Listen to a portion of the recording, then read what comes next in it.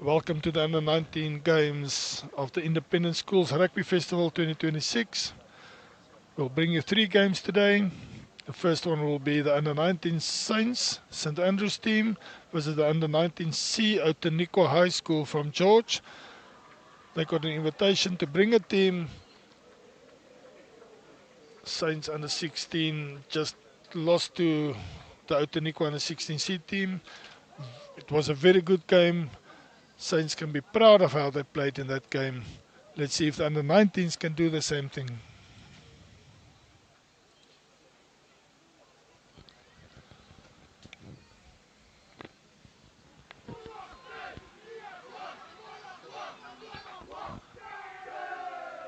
Saints performing their war cry there, psyching themselves up. They're really in the mood to play this game. They want to show this Outeniqua team what they can do. Saints will also take the first kick in this game.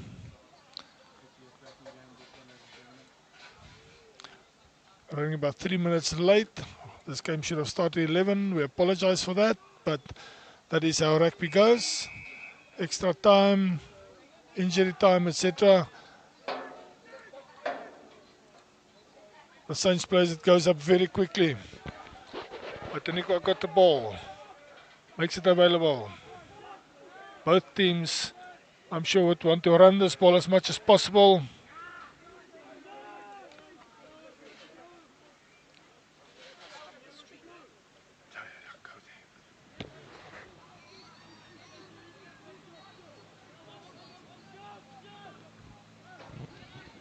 Outeniqua's got the ball. From player to player, passes are good at this stage. Taken down.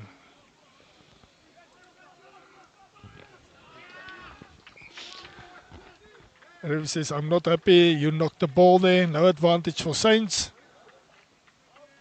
Scrum Saints in the middle of the field, just outside the 22-meter area of Outeniqua.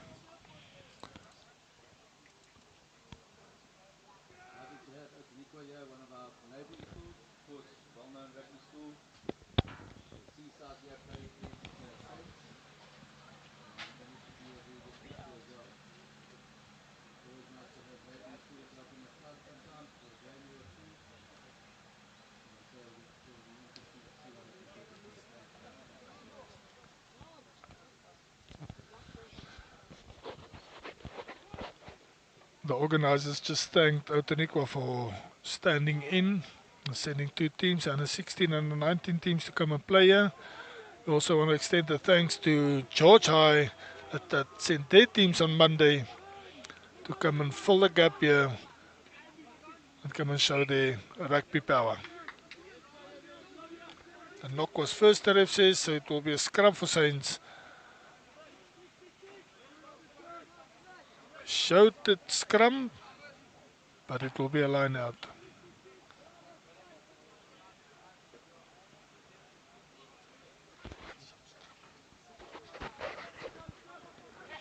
Outeniqua wins the ball.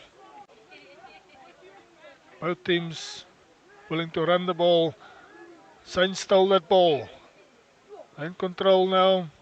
The referee says no, there was a knock. No advantage to Saints.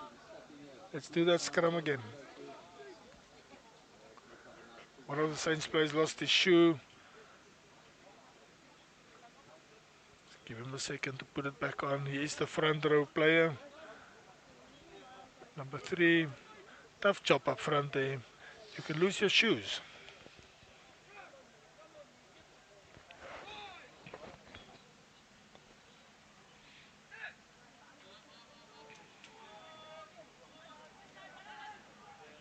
Strong scrum by Outeniqua, but Saints got the ball out. Goes all the way to the back line. That knocks it forward. That dropped the ball. Outeniqua now on the attack here.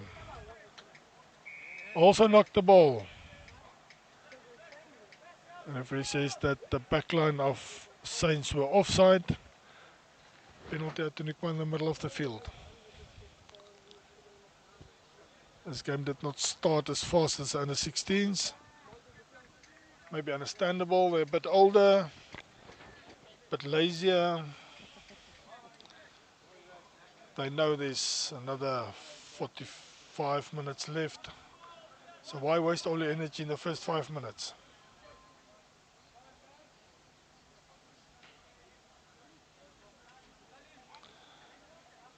Four-man line out. No, there's another one there. It's five-man line out.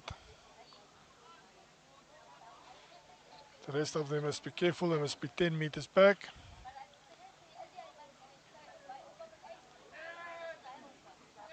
Come in quickly. Outeniqua driving them all. Breaking away there. Isolating himself, but support is quick. Down the back line. Going down again. Support is there. To the short side. The referee says no. Offside again. We apologize for the picture there. The scaffolding is in the way. Luckily they don't play a lot in that corner. The referee says no. Penalty more to the middle of the field. Offside, guys. Tap and play by Outeniqua. Two passes. Trying to keep him up, but he goes down. Ball is available. Quick ball.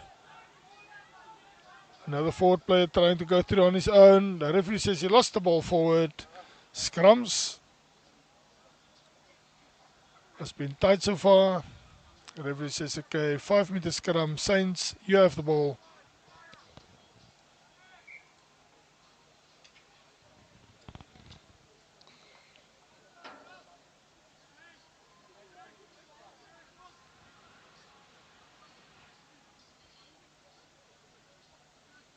Bit of confusion here. Now it's a 22 meter dropout.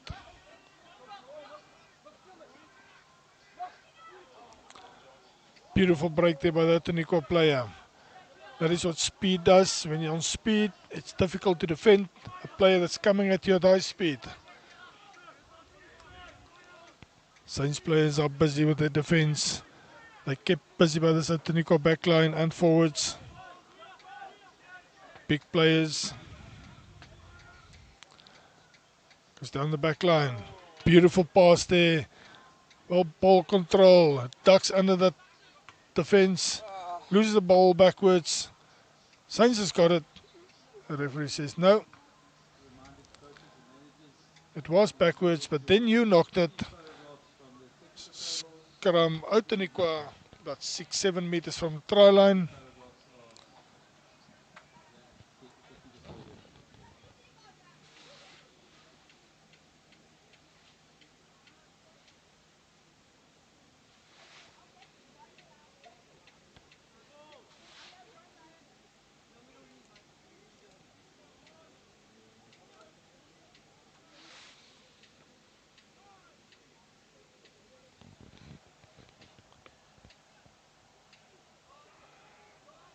Strong scrum by both teams. Outeniqua number 8 picks up the ball. Immediately goes for a try. Gets over the line. The referee says that's a try. 5 more points for Outeniqua. First points go to Outeniqua. But 7 minutes into the game. Picked it up from the back of the scrum. Went forward with speed. There was just the defense was just not there. With some help, he got driven over the try line. Went down. 5 points on the board.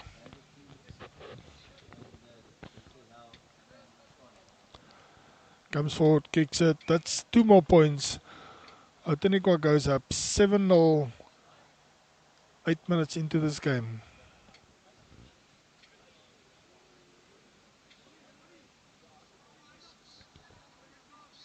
Outeniqua die eerste bloed getrek. Hulle weet nou waar hy doellyn is. Saints het hierdie spel nou weer gaan begin. Gaan 'n diep afskop, gaan hy vir sy spelers kans gee om daar te kom. Sit hom hoog op. Net nie hoog genoeg, die spelers is nie heeltemal daar nie. Outeniqua word neergetrek.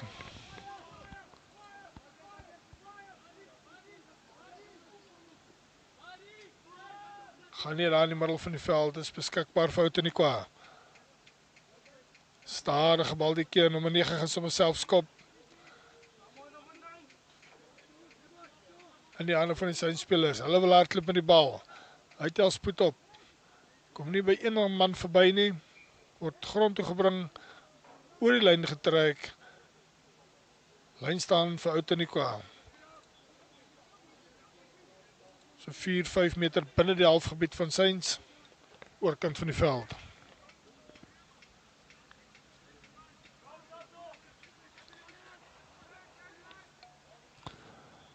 Outeniqua het nie sy springer vind nie, hy slaan die bal aan. Maar Saints wil gebruik maak vir hierdie geleentheid, die bal is beskikbaar. Outeniqua het net te vinnig op die bal is daar, skeieregter sê strafskop Saints.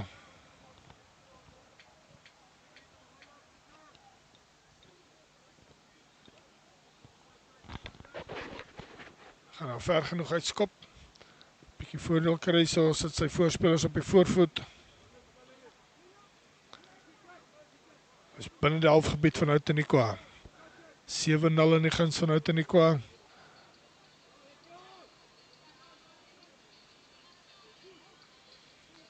Tight game so far. He finds his jumper, knocks the ball backwards, but the Outeniqua player was there to pick it up. He knocked it forward. The referee still playing advantage. Kicks it forward. Will there be advantage? Saints players were not fast enough to take advantage of that bad handling there by the Outeniqua player. This time Saints puts it on the boot. Again, couldn't catch it, Outeniqua player. The referee says, I'm not happy. Blows hard on the whistle. Says, come back, guys. Saints, your players were in front of the kicker. They didn't fall back. Penalty to Outeniqua in the middle of the field.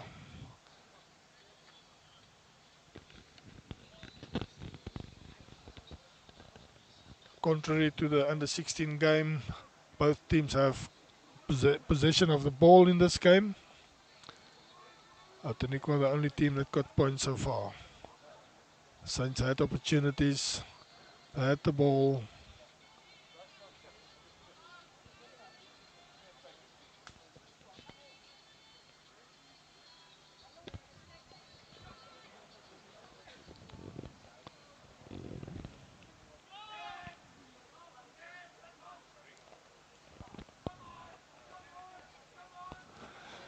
Good driving ball by Outeniqua there.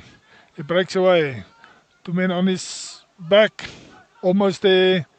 Referee says it's just short. Quick ball. Down the back line. Again, brought down short of the try line. Quick ball again to the other side. Breaks back inside. Into the defenders. I want to keep him up, but he went down. Ball is available.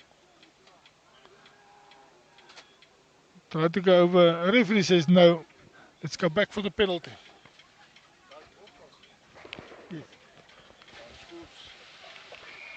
Which channel? On YouTube. On YouTube? Yeah.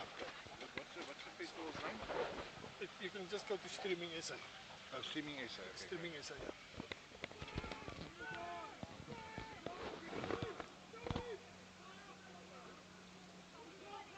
Outeniqua still trying to get over.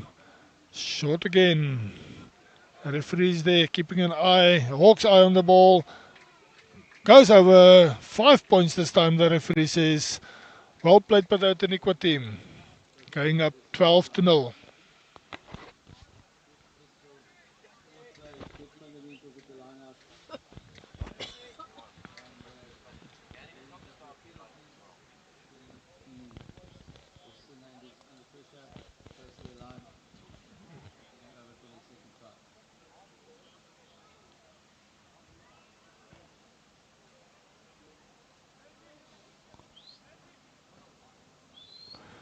Comes forward, kicks the ball, 2 more points added, 14-0.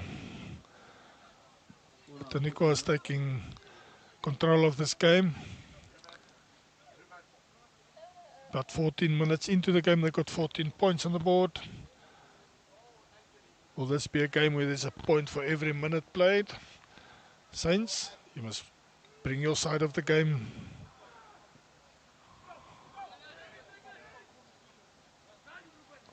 Well taken by the Outeniqua player. It's available, goes to the backyard, he misses the ball.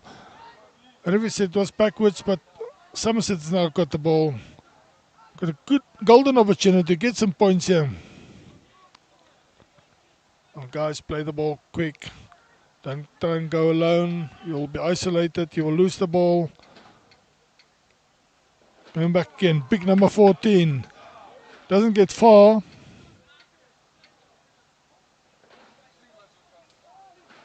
Throws a dummy. Gets taken down. Ball is available. The Somerset team has learned from the under 16. They play a quick ball.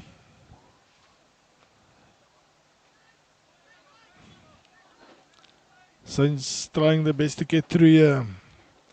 Defense of Outeniqua is solid.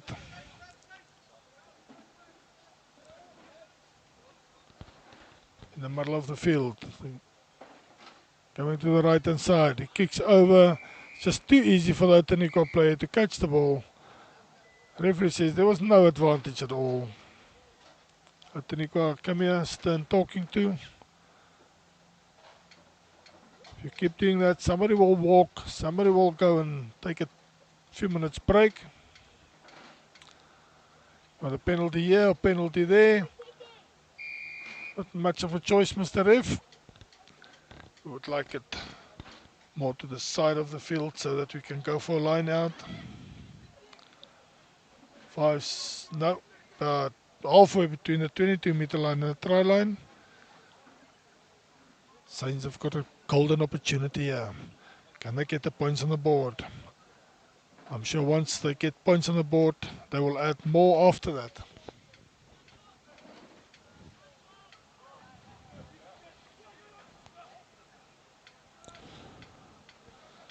Well taken in the back of the line out there. Good driving ball here. Referee's playing advantage, taken down by Outeniqua. New ball, keeps going. Taken down again.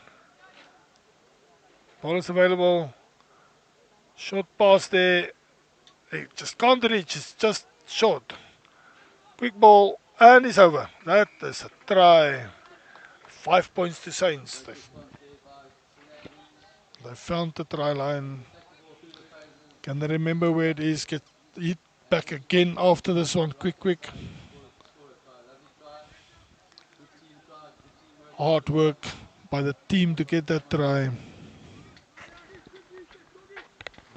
Can Hamilton add another 2 points?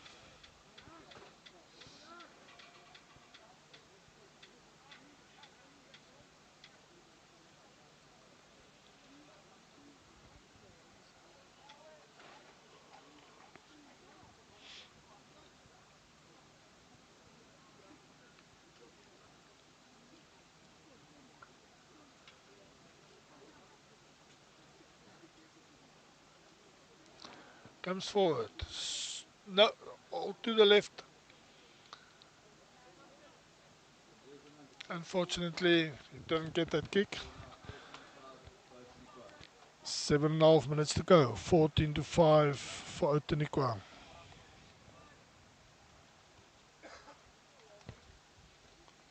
Time is it Glenwood versus Cornwall? Under 19, 12 p.m.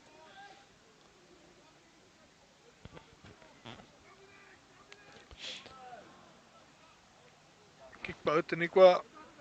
Outeniqua plays with there. Well taken by the Saints player. He breaks. It's past quite a few Outeniqua players there. Goes down, makes it available. Goes to the far side. Unfortunately, no support to pass to once he went down. Saints on the attack. The blue wave is going forward. The referee says no. Reaching for a yellow card. Number 8 of Outeniqua. Go rest a bit, my young man. You look tired. Take a break. Sure, there's a Kit Kat there for you.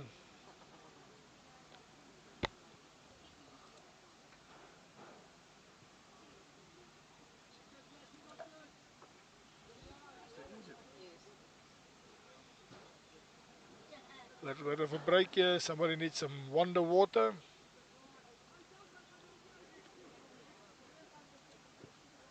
Outeniqua down to 14 men. Good kick there. Line out will be just inside the 22 meter of Outeniqua. And the ball belongs to Saints. Can Saints make use of this opportunity to get some more points before half time? We've had some good games so far. You can head over to YouTube and watch the under 16 games. And then 2 more under 19 games after this one.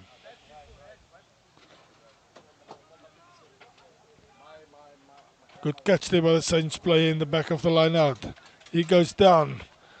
Ball is available. Slow ball, but it's available. Number 9 was bothered by Outeniqua player. Referee is playing advantage. Still available for Somerset Saints.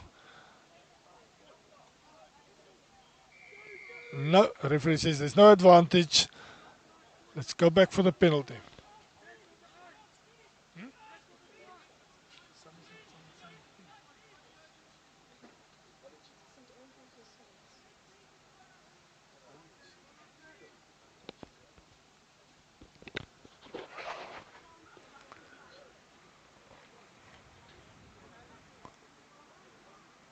Saints team on the attack here.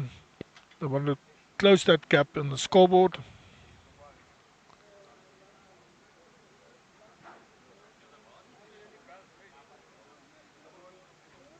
Outeniqua still down to 14 players.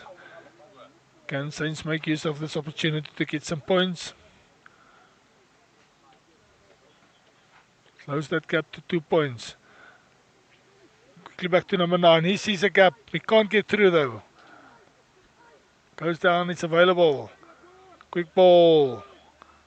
Short pass. Trying to get through. Taken down 5 meters from the try line. Unfortunately, the pass goes down. Referee said that was a knock, but let's go back.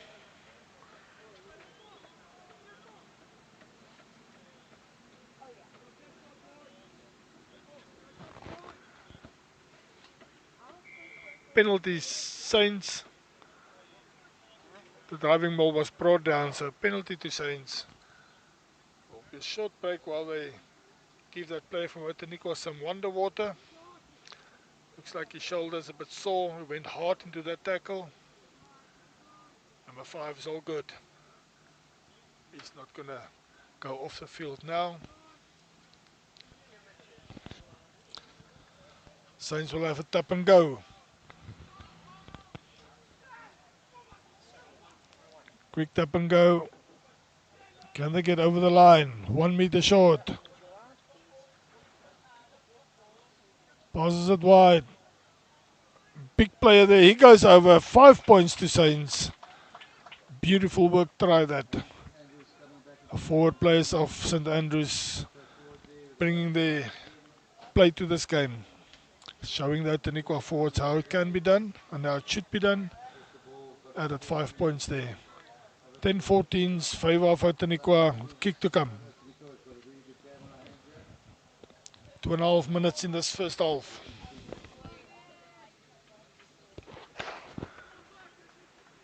Comes forward, quick kick.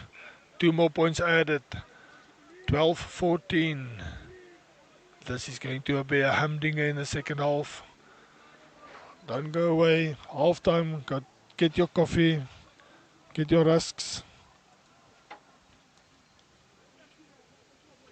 It's almost midday. You can get your lunch. Something cold with that if you want to. Don't miss the second half of this game. Outeniqua start. High ball. All the Saints players miss that ball. Bounces correctly for them though. Referee playing advantage. It looked like. Did have his hand out there. That Saints player just running with that Outeniqua player trying to bring him down. Available Saints side. Trying to get through there, couldn't get through, makes it available. Going back, giving it to the kicker, see if he can find touchline, and he does. The referee is not happy though, no advantage.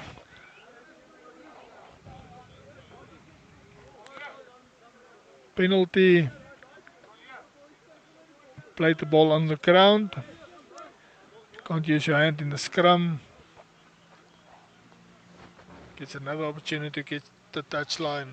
Set up a driving ball from the line out and maybe take the lead at the end of the first half.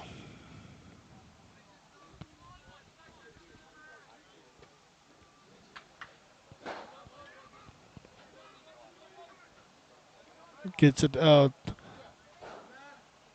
5 meters from the 10-meter line.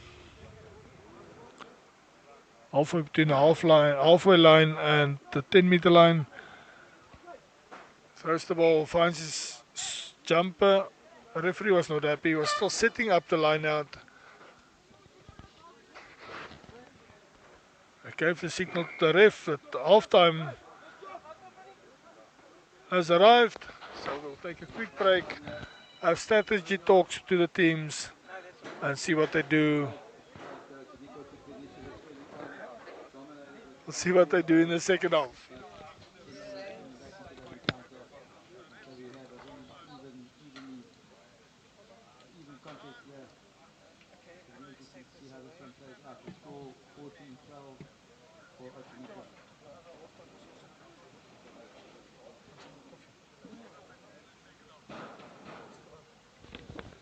Just going to grab some coffee quickly. We'll be back with you with the second half.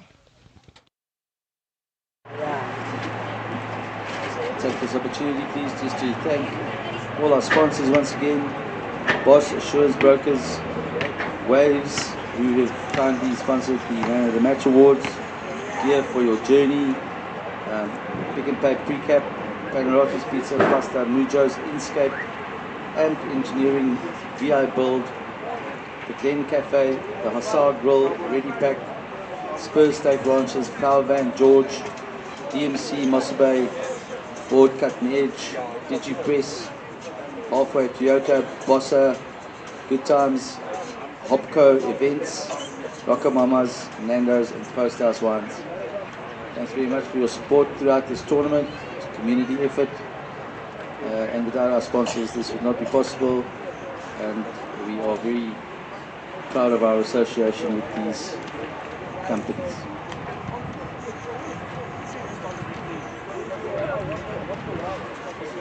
Inscape is another one that I just need to mention. I don't think yes, I did mention Inscape as well. Once again, thank you for all those sponsors.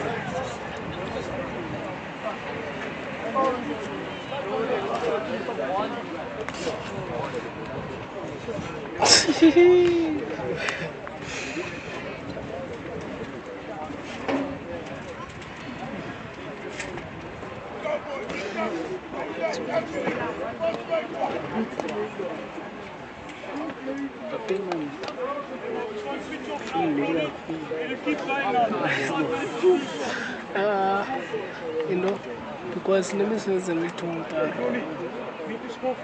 So one of our sponsors, our specialists in precision cutting and edging of boards for carpenters and more. Proud to support this learning school event. We're passionate about quality workmanship and grateful for the opportunity to contribute to a community that's building a future. The VI Build, specializing in cupboard installation and carpentry. Sprout will sponsor the Glenwood School event. Honored to be to support with many focus encouraging the sector's growth and connection opportunity. And that's part and then I think 5,000. So that's part. I can hold on my leg. Oh, tawa. Tawa. Mama say, can you retrieve my tawa?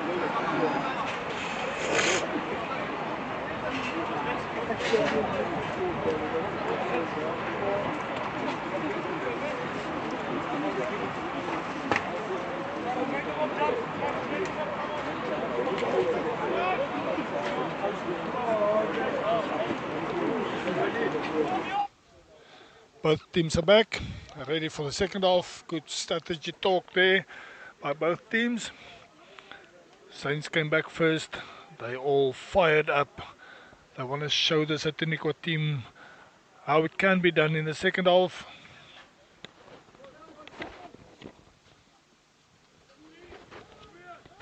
And the 16s nearly did it, and that's the start of the game. The second half, unfortunately, couldn't be controlled. Ball bounced, went out. Saints player touched the ball, so Outeniqua will have to throw in. That's with the start of the first half, when the Saints player knocked the ball.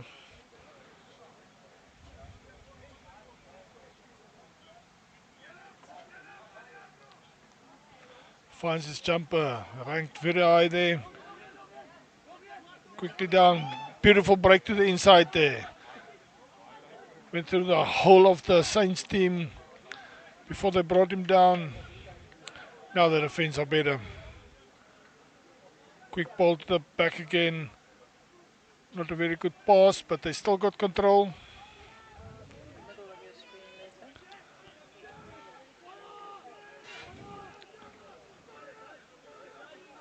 later. Tried to break through there, couldn't get through. Quick ball, low pass on the ankles there. Controlled it well, makes it available. Very exciting start to the second half. Outeniqua wants to get the first points on the board in the second half. Show their dominance in this game. Not one team is dominating at the moment. Lost the ball backwards, but there was a Saints player ready to pick it up.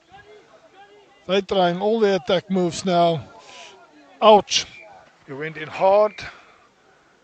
Might not be something the ref wanted to see there. What will the ref say?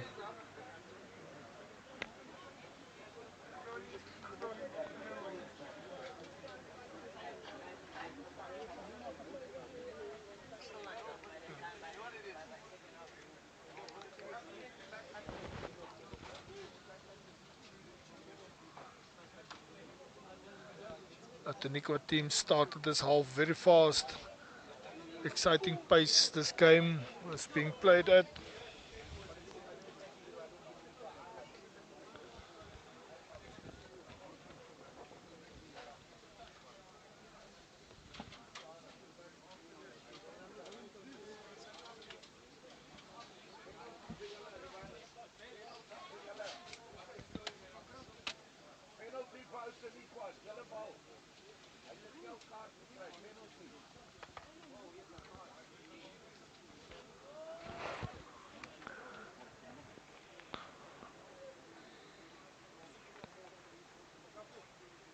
Player was defending the ball.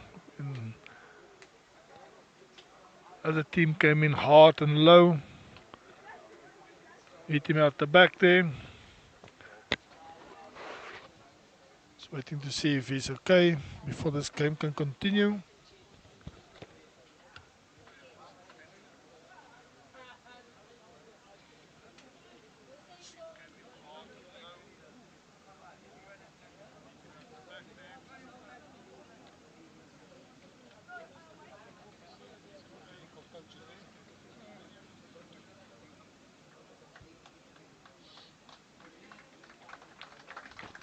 The player gets up, He walks, although with some support. That's all precautionary. He will go off, he will be replaced by another player. The referee is just talking to them. And saying, let's just give him a chance to get off the field before the game starts. Very glad this player didn't get hurt badly. Game continues. Outeniqua will have a line out throw 5 meters outside the 22-meter area of Saints.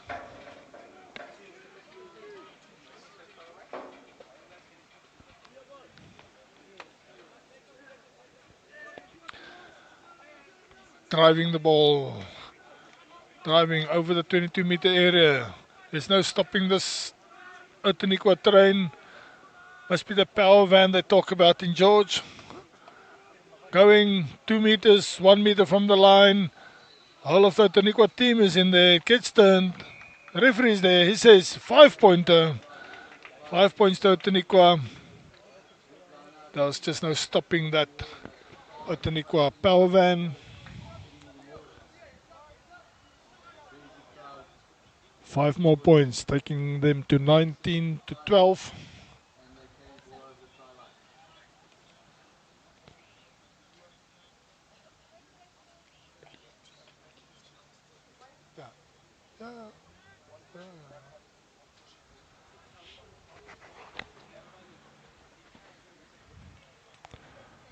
Number 14 will try and add some 2 more points.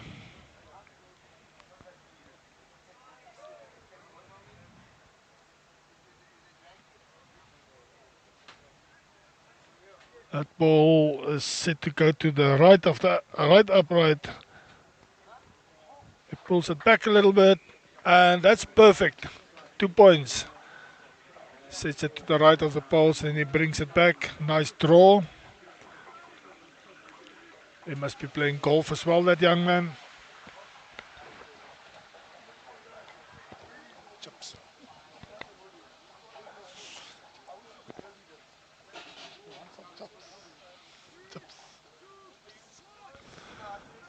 We're sitting close to the spur here, and every time they make some fresh chips, it sounds like there's rain coming down. And now we're very hungry as well. Saints decide to attack. Went straight down the middle there, but he's isolated. Gets it back though.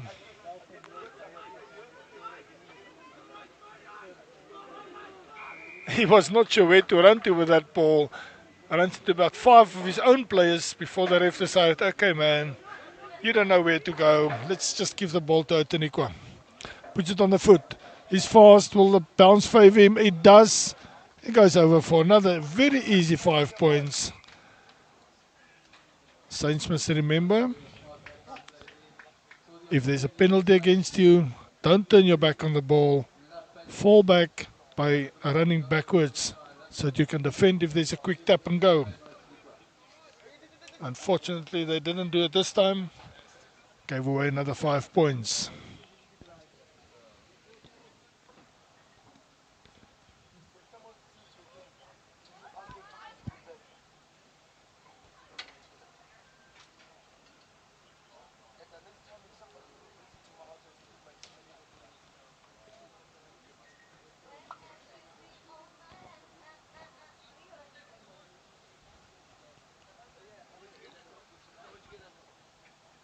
Silence around the field.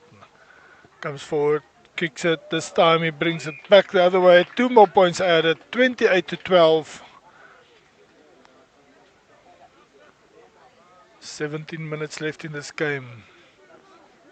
This Outeniqua team is threatening to run away with this game.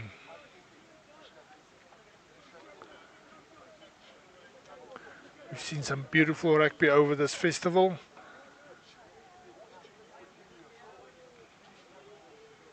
We will find out for you and let you know if this festival will happen at Glenwood House again next year. If it does, you and George, pop it in your diary for next year. You come to the field and watch some wonderful rugby. Outeniqua let it bounce. It was a good bounce. He gets it, goes through one tackle. This guy's got one thing on his mind. That's a try line. He forgot about the guy behind him. What a chicken wing pass. Unfortunately, the second pass after that goes forward. Not forward, it was knocked forward. He couldn't handle it. Now Saints has got the ball. Kicked from behind the scrum. He kicks it, tries to get a line out. And it was directly into touch. Good play, both sides. Wonderful rugby we're watching here.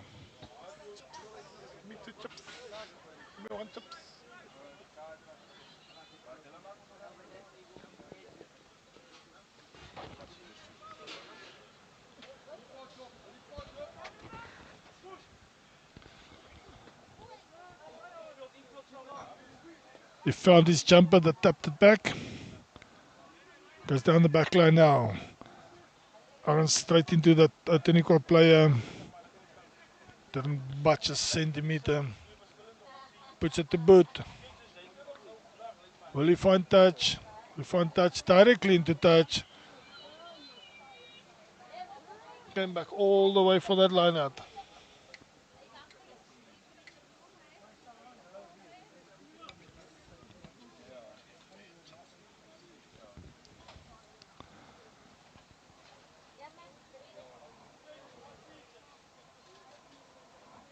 Outeniqua wat daai bal in die lyn gaan gooi, vind die heel agter sy speler in die lyn staan, hy het sy springer gemis. Kom weer agter toe. Outeniqua oor die bal laat val. Skeieregter sê ja, aangeslaan daar. Saints kan die bal ingooi by die skram.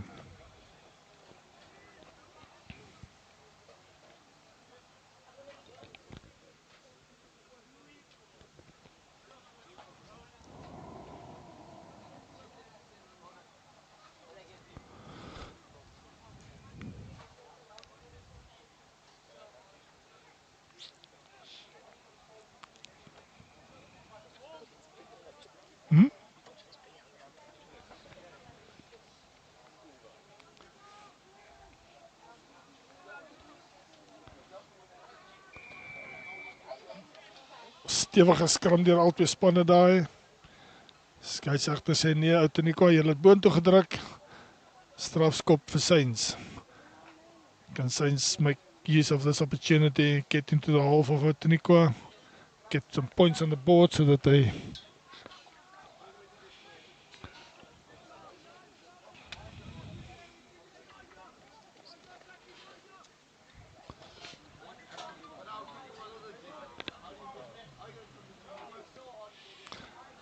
Saints trying to get through there.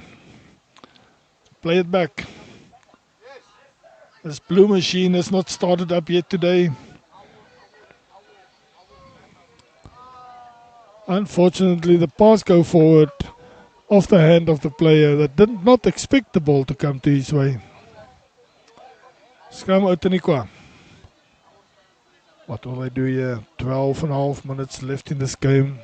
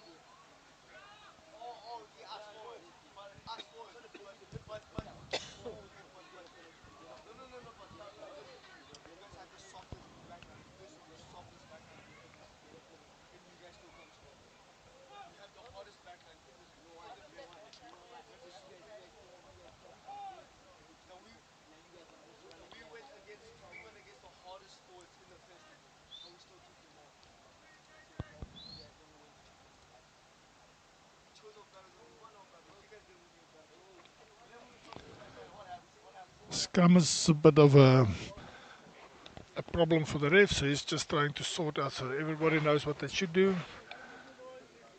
11 minutes left in this game. They should do the same as they did in the first half in the scrums. Scrum properly, don't give penalties away. Show the ref that you know the rules. Strong scrum by Outeniqua there. That player was a bit too fast to go through there. Offside, says the referee. Gives it to the man with the golden boot. He will find touch.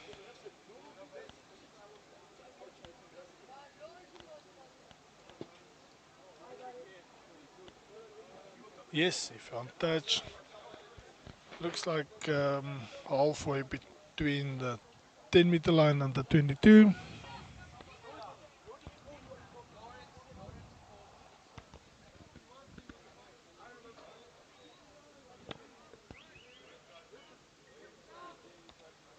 Outeniqua feeding that ball, finds his jumper, immediately go on the drive.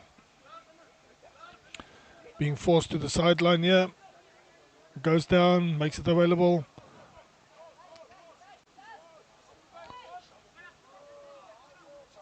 Almost broke through there.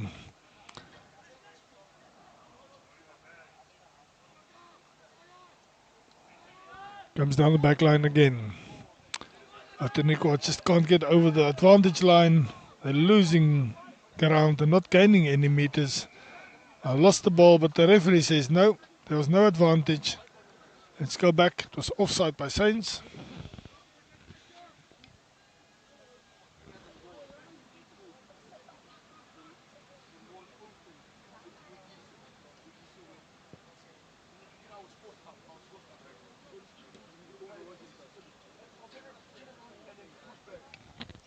If you're in George and you didn't come to Glenwood House School to watch the rugby, you're missing out on very nice chips made by Spur here. Spur is one of the sponsors of this tournament, this Independent Schools Festival, and the 16 and under 19s.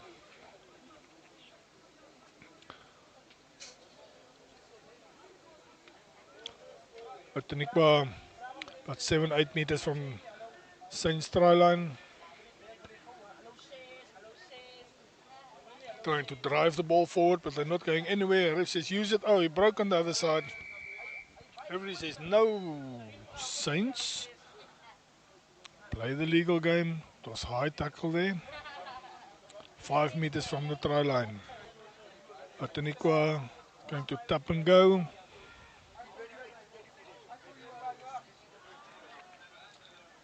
He knocked the ball forward. Saints steals it. Try to get through a gap there.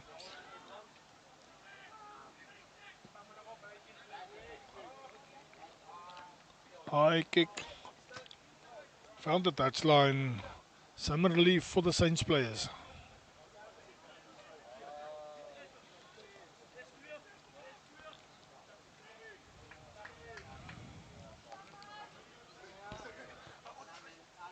Outeniqua will feed this ball into the line out. Can they go on the attack, get more points on the board? Will they allow Saints to come back in this last 7.5 minutes?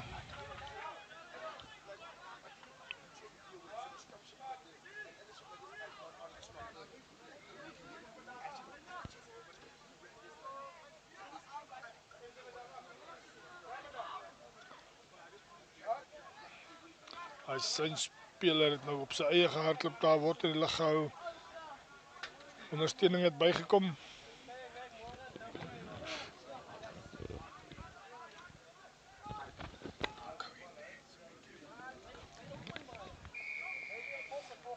Skeieregter is kwaad en blaas hard op sy fluitjie.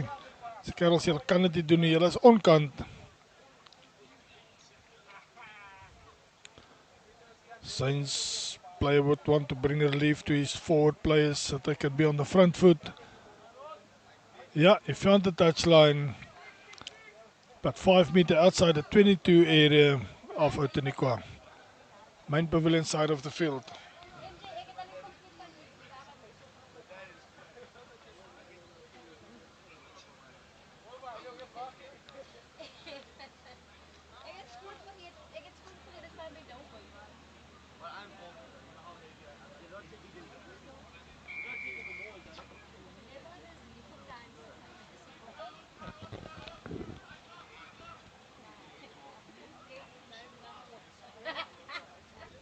Saints with a quick tap and go.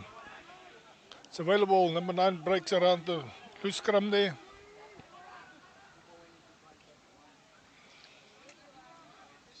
Stronger run there. Gets taken down. It's available. We need quick ball, gentlemen. Gets driven forward. He's almost there. Quick ball to the wing. He loses it, unfortunately. The referee says there was no advantage. Offside by Outeniqua. 5-meter penalty. Quick tap.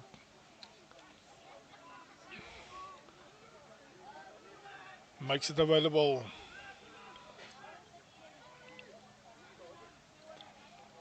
Goes forward, but brought back about 2-3 meters. Forwards want the try. The forwards get the try. Saints go to 17. They still have time to get more points. Kick this over. Difference will be 9.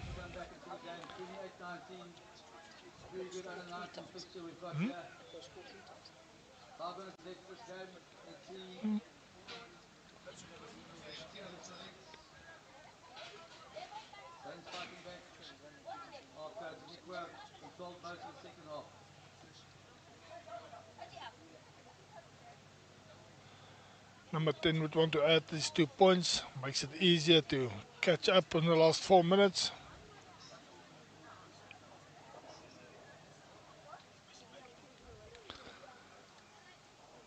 Comes forward. Hits the ball. Hits the upright. Unfortunately, came back straight at him. Stays 17-28 to Outeniqua. 4 minutes on the clock.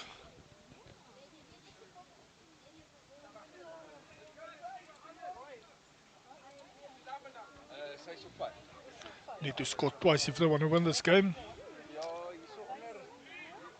They have to go hard and fast. Get over the try line. Quick kick. Get over the try line again.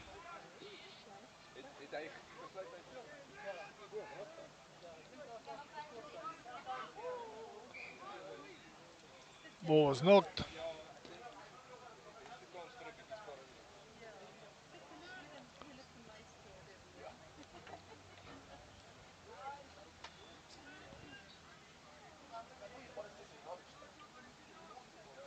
Not sure what the referee is saying there.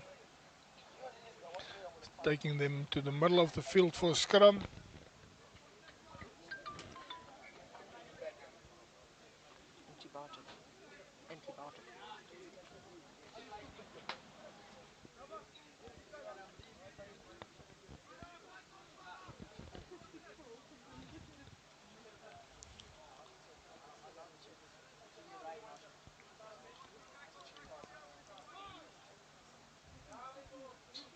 Saints to feed this ball into the scrum.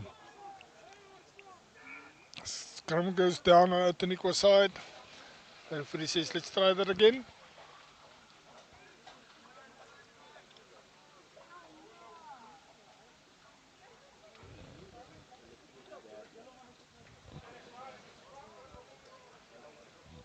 Two minutes, 20 seconds.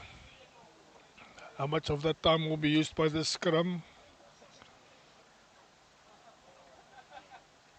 What is that Saints player trying to do there? I think he wants to use his shirt to clean the sweat or blood or something off the Outeniqua players so the game can start.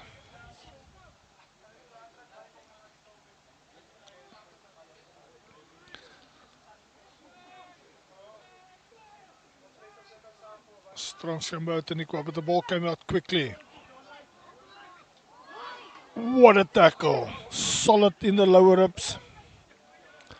Ball still available on Saints side though. Great break there. Pushing with the legs. Driving. Available. Big forward players. Nobody wants to tackle him. They just let him go. He passes. And the number 8 gets 5 points. What a beautiful try. Do that kick quickly. They can get another try and maybe win this game.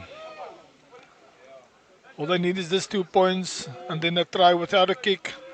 And that's 2 more points. 24-28. What a wonderful end to this game. Under 1 minute to go. What can Saints do? Will they teach Outeniqua the lesson that you play until last second?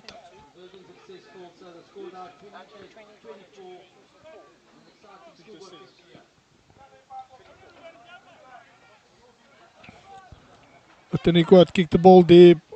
Saints has got the ball. Saints has now smelled the blood. The blood of an Outeniqua team that will bleed for weeks to come. They will bleed in there. Oh, what a tackle. That's beautiful. Ball went backwards. Saints still got it. Again picked up, dumped on the ground. The referee says, so that's not legal. Take this yellow card. End of your game. Bye-bye. Quick ball by Saints. They can't afford not to get points. They can't make a mistake. They can't drop it. They can't knock it. They can't kick it. And number 14 has got it. Does he have the speed? He's got the speed. He doesn't have the distance. He's short. Saints players are there. We need a quick ball, but he held onto the ball. Unfortunately, penalty to Outeniqua. Game is finished. Outeniqua will tap and then kick it out. They will win this game 28-24. And the referee says that's the end of this game. Heartbroken team from Saints. They played a beautiful game.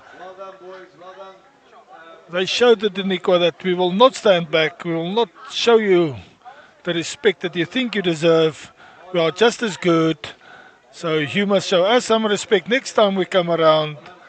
Guys, thank you for a beautiful game. Thank you for friendships built on the field then.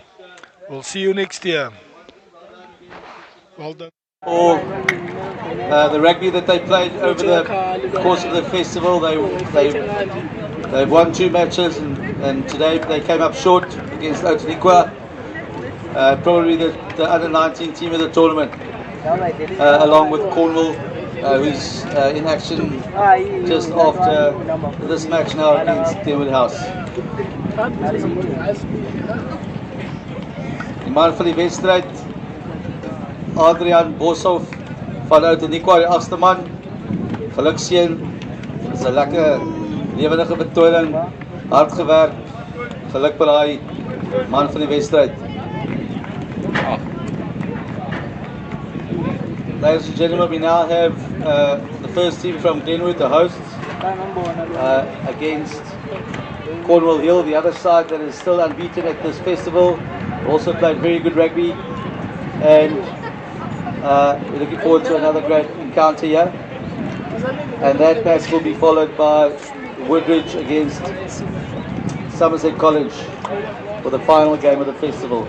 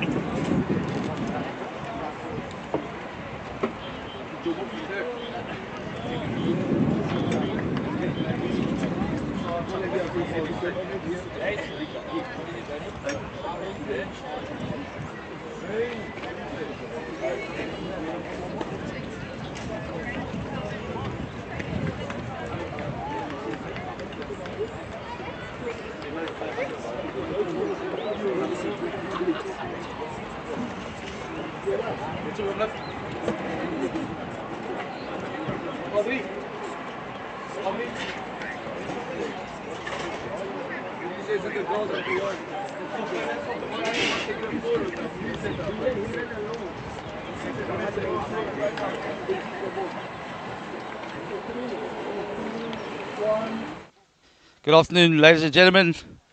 Welcome to George, Glenwood House, where we're now going to have a look at a fixture between two under-19 sides. Under-19 side from Cornwall Hill in Pretoria, independent school there, playing here at the Independent Rugby Schools Festival, and the host school, Glenwood House, also an independent school here in George. We are here at the Independent Schools Rugby Festival that was first played from 2010, and we've seen some terrific rugby over the course of the last 3 days with some smaller schools who have really good rugby programs, schools that really love their rugby. They've got a fantastic rugby tradition in all these schools. We just watched an under-19 fixture between Outeniqua Seaside, which is one of our local schools here, against St Andrews. Fantastic game of rugby that Outeniqua narrowly won 28-26. And now we have the under-19 team from Glenwood here against Cornwall Hill. Beautiful conditions here for rugby. Little breeze, westerly breeze, Outeniqua Mountains in the background, and fantastic dry conditions here. We're looking forward to an exciting game. Number 12 there from Cornwall starting the match, and Cornwall getting hold of the ball, and then there's a bit of a illegal tackle there. Referee has to calm things down there. He has a chat there to the captain of Glenwood, Neil Buitendag.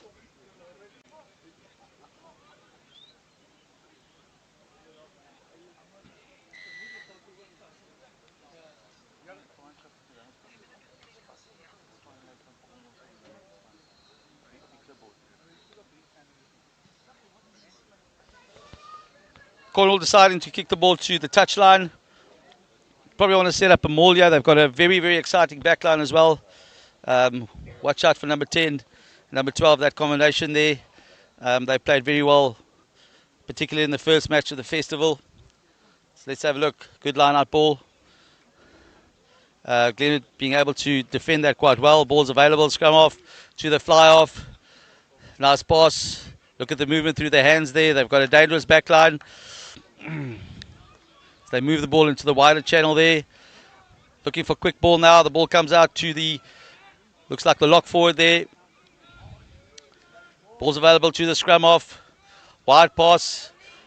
Missing out a few, beating a couple of defenders there, but the ball being lost forward in the tackle there. And some good enterprising play early on here by Glenwood, by Cornwall Hill. Okay.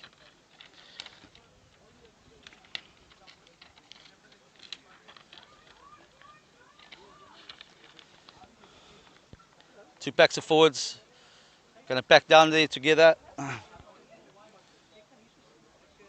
Cornwall Hill with early pressure here. And can Glenwood House absorb this pressure early on? Neil Buitendag with the ball there. He's going to feed the scrum. Ball into the scrum now. Not a bad scrum there by Glenwood. And Peter Stickling, the fly off, getting the ball away. And Glenwood absorbing the pressure there.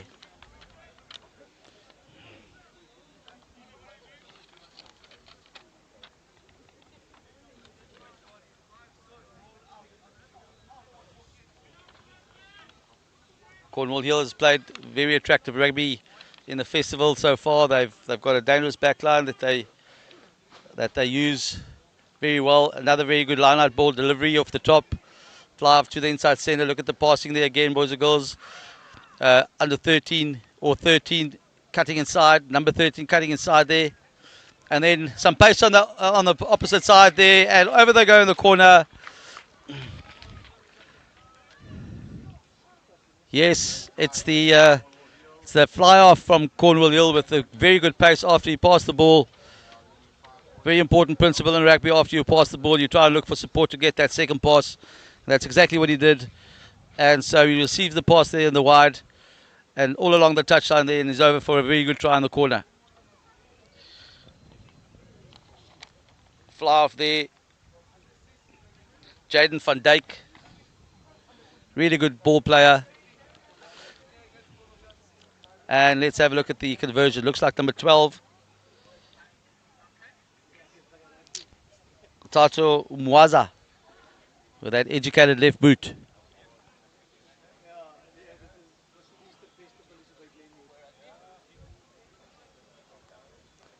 Comes forward nice, good strike. And he raises the flags and Cornwall Hill takes the lead by 7 points to 0. Yes, important for Glenwood to get their hands on the ball here, to exert some pressure. Otherwise might be a long afternoon for them because this backline from Cornwall Hill is very dangerous.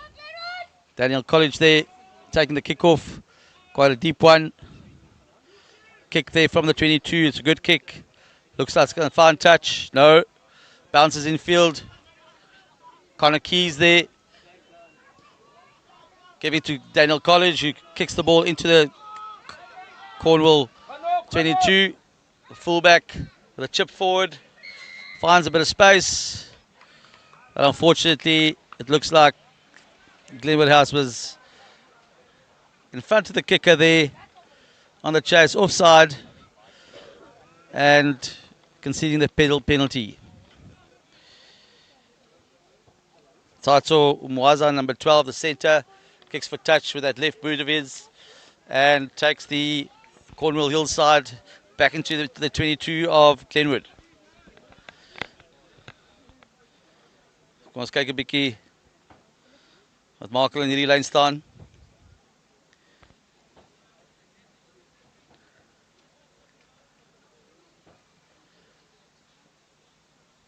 Glenwood House 'n bietjie onder druk hier so vroeg in die wedstryd. Maar die skeieregter sê hulle het gebok in daai lyn staan, bietjie kommunikasieprobleem daardeur Cornwall en heel buitendag nou die kans om die druk 'n bietjie te verlig. Belangrik vir Glenwood House om hulle hand op die bal te kry. So hopelik as hulle hierso 'n bietjie verligting kan kry. Dis wel 'n kort armpie, so dit gaan nog steeds Cornwall se bal wees in die lyn staan. En op hierdie stadium Glenwood wat sukkel om besit te kry. Hulle sal met hard werk om besit te kry in hierdie wedstryd, anders gaan hulle sukkel om druk toe te pas in hierdie wedstryd. Kom ons kyk wat gebeur in hierdie lyn staan. Nommer 2 hierso van Cornwall Hill. Ona Mashifani, hy gaan ingooi. Akkurate ingooi, goeie werk in die lyn staan. Nommer 10 oorgee aangee daar na die buitekant toe, dis heel agter in die lyn en daar's ook 'n bietjie spoed daar's baie spoed. En omgaan hy. Baie goeie 3 daar aan die oorkant, goeie agterlynwerk. Hulle is 'n giftige agterlyn hierdie Cornwall Hill span.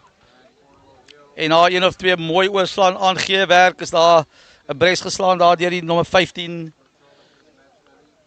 En sy naam is Zander Daniel. En wat 'n skitterende 3 daar die oorkant. Goeie hande, goeie spoed.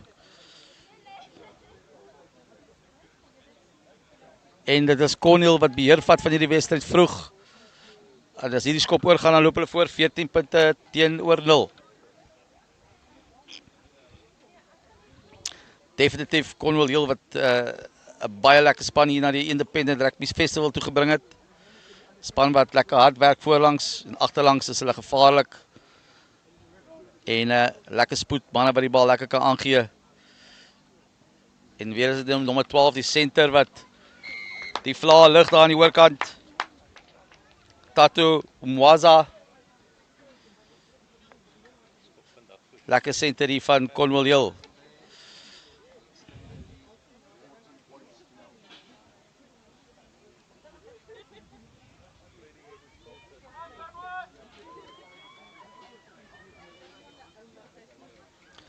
Daniel College, die lyk of hy nommer 10 op die rug het vandag. 'n Skop af. Dieperige afskop daar in die kwadgebied in. En dan is dit die vleuel daar van Cornwall wat goeie vordering maak. Dan verloor hy die bal so effens vorentoe, maar die skeieregter sê speel aan, die bal is agtertoe. En nog steeds is dit Cornwall wat besit het van die bal. Dan is daar lekker hoë skop deur die skamskakel. Kom ons kyk hier by Beester aanslaan daar. Ja, en ongelukkig voor die bal onkant. So 'n bietjie instinktief daar after die slot nommer 5. Altyd moeilik as die bal swaaf na jou kant toe spat. Om te onthou dat jy voor die bal is. Neil Buitendag wat nou gaan kyk of hy sy span op die voorvoet kan kry.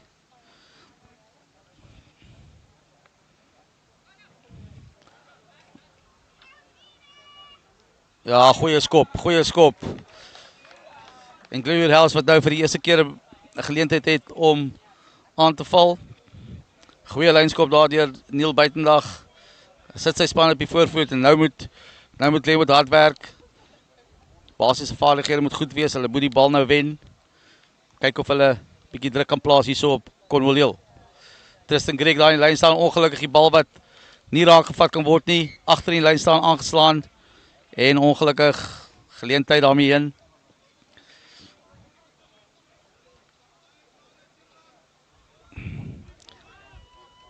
Glenwood House there, before she couldn't win that line-out ball, their own ball. And now it's important that they put a bit of pressure on in the scrum. The number 9 from Cornwall Hill, Dylan Perea, is going to feed the scrum now. Feeds the scrum, good scrum by Cornwall Hill, but looks like they've borne in. Quick tap by Neil Buitendag, the scrum up, and he gets taken out into touch there, but he's won the 10 yards, and the defender's not getting back quick enough. And here's an opportunity for Glenwood House. Their forwards a little bit slow there to make a decision. Neil Buitendag takes the tap penalty, gives it to his hooker, Junior Mkibi, who moves in there. Forwards are over the ball. They've got the ball. Nice, lovely pass there by Buitendag. As it's Riley O'Dutt that very close to the try line there as he takes it forward. Ball's out to Daniel College. Oh, and then he unfortunately throws the ball forward in an attempt to pass the ball, and it's Cornwall Hill that gets away there. Can't really see who's got the ball. And the ball gets over to, looks like the 13th centre. Can he be caught there by Neil Buitendag? Very, very good tackle. Neil Buitendag, the scrum off, and the captain of Glenwood House that works really hard to get back there. Makes a try-saving tackle and leads by example for his team. Fantastic tackle after there was a counter-attack there by Cornwall Hill. And it's the very Neil Buitendag that now takes the ball. He's going to kick it forwards. And we've got a line out on the opposite side of the field with Glenwood that can feed the line out. Exciting play there by Cornwall Hill again. Can't give them anything. You can't give them wasted ball. And as the ball was lost forward there, they quickly went to the counter-attack. Junior McKeeby to throw in the line out. Tristan Gregg wins it, but it's a bit of a sloppy ball again. Neil Buitendag under pressure. He's got it. The referee says there was a knock-on in the line out. Scrum to Glenwood House. At this stage of the game, Glenwood struggling to get quality possession. Scrumming well, but the line out still not very secure.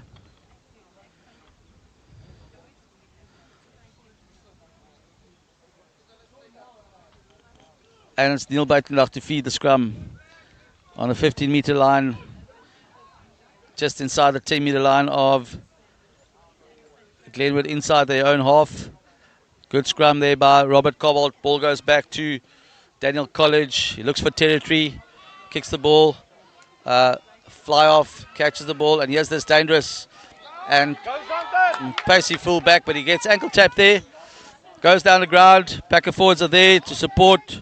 Ball's available and not rolling away quickly enough. Always difficult when you're trapped there, but you got out of there. You got to get out of there quickly and show the referee that you want to get out of that area. Can't spoil the opposition ball, but sometimes that is a bit difficult when you're trapped there at the bottom. Kick. What a kick. Fantastic kick by the number 12 there. Just drifted into touch really close to the try line. And now again, Cornwall Hill on the attack close to Glenwood's line.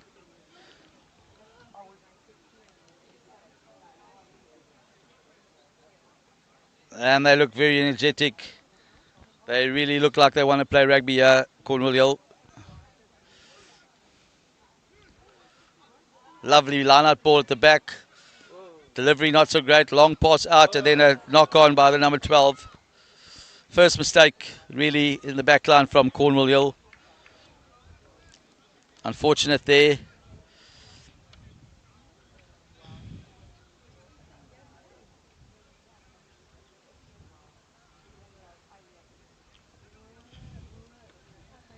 Scrum in the middle of the field. Glenwood House to feed the ball. They've been scrumming well. Robert Cobalt on this side so far doing a good job. And they are at least creating a platform there from the scrum. This time they are under pressure in the scrum. Buitenweg with a difficult ball to deal with, but off he goes. Gets tackled there just outside the 22. Can they keep possession? Looks like they've kept possession of the ball. Support's was there quick enough. Slow ball, a bit of a sloppy ball that gets out, and again Daniel College kicks the ball. Again, you're going to see a counter attack here from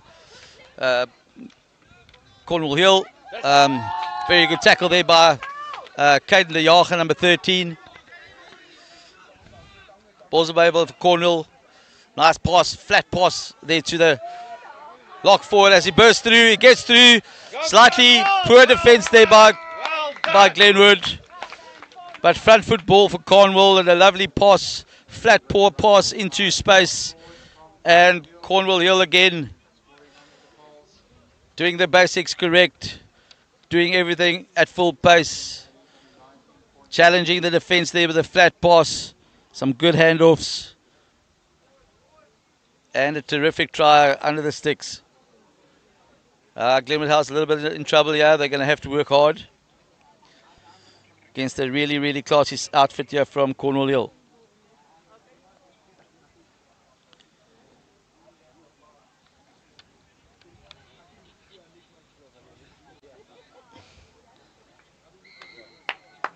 Tato Mwaza wat vorentoe kom met daai linkervoet van hom en hy sit hom tussen die pale deur.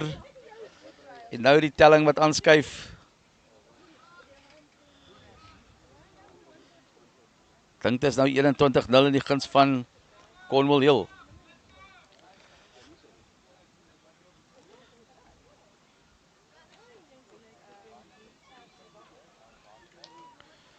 Kom Cornwall!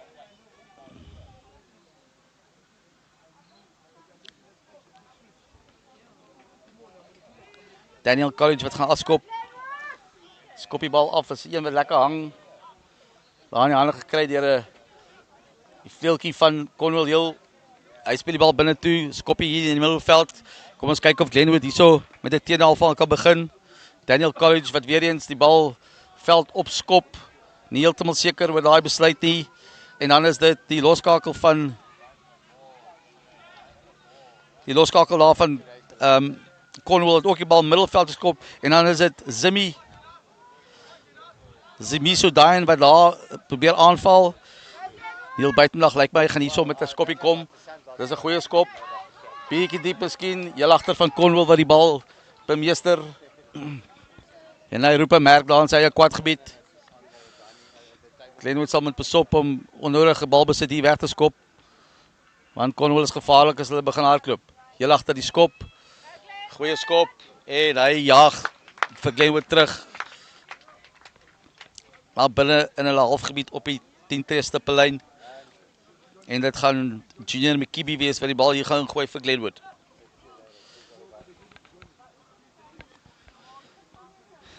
Seuns wat kommunikeer hierso in die lyn staan.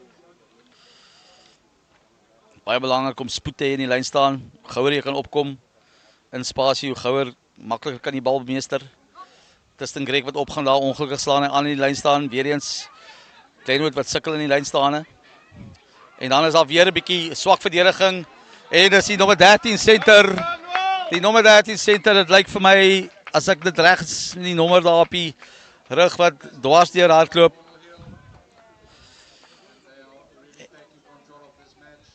Net gou kyk, die speler se nommer daar op sy rug. Goeie afstamp of 2 weer eens. Cornwall se manne wat met spoed hardloop. Die bal pragtig dra. Dis nommer 19.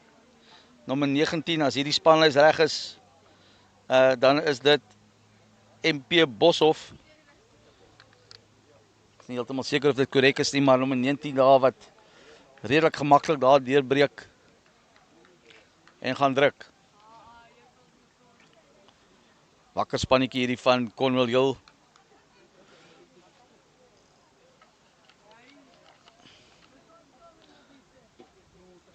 Weer Mwaza wat gaan probeer om die bonuspunte by te voeg. Vlaas omhoog. En die telling wat nou opskuif na 28 punte teenoor 0.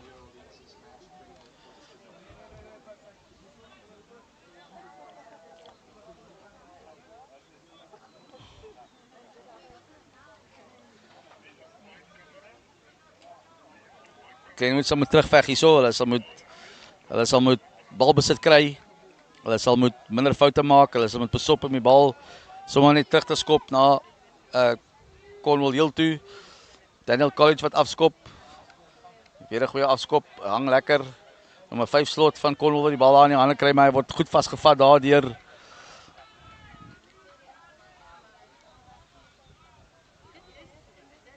Daardeur een van die kantmanne van Glenwood, bal wat toegelaat word om te hop, altyd 'n probleem. Maar Daniel College wat mooi tot die redding kom.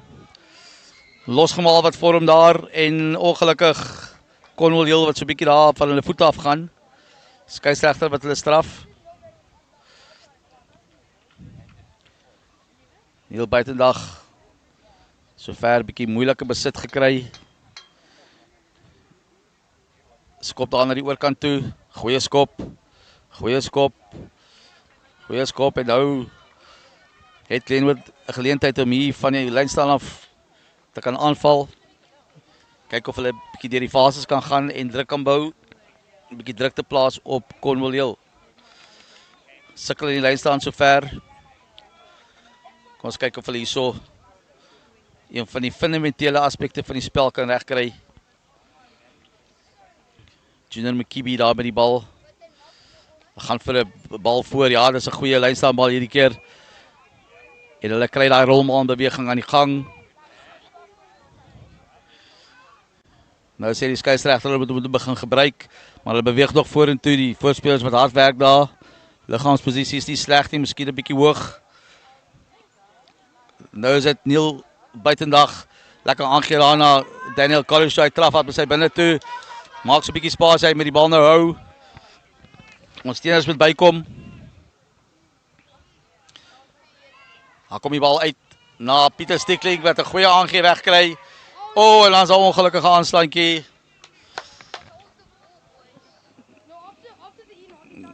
Goeie spel daar, beste stukkie spel wat Glenwood dusver aan mekaar gesit het daar met die dryfmaal. En dit wys jou as jy so 'n bietjie die bal kan vashou, dan begin jy druk bou op die oppositie.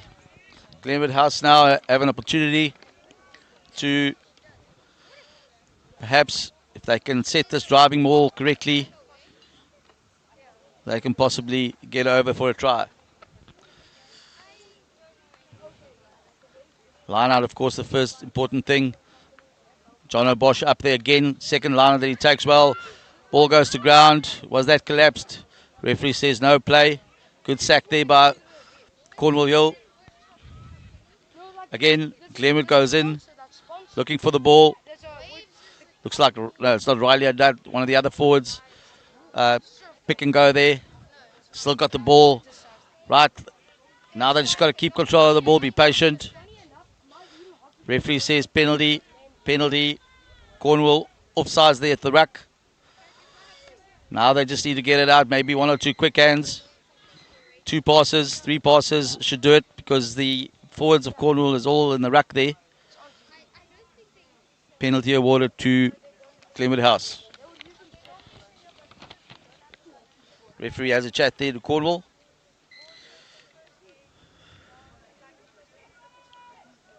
Ball fed there to the forwards. It's Junior McKeeby. He drives for the line. Body position good. Very close to the try line.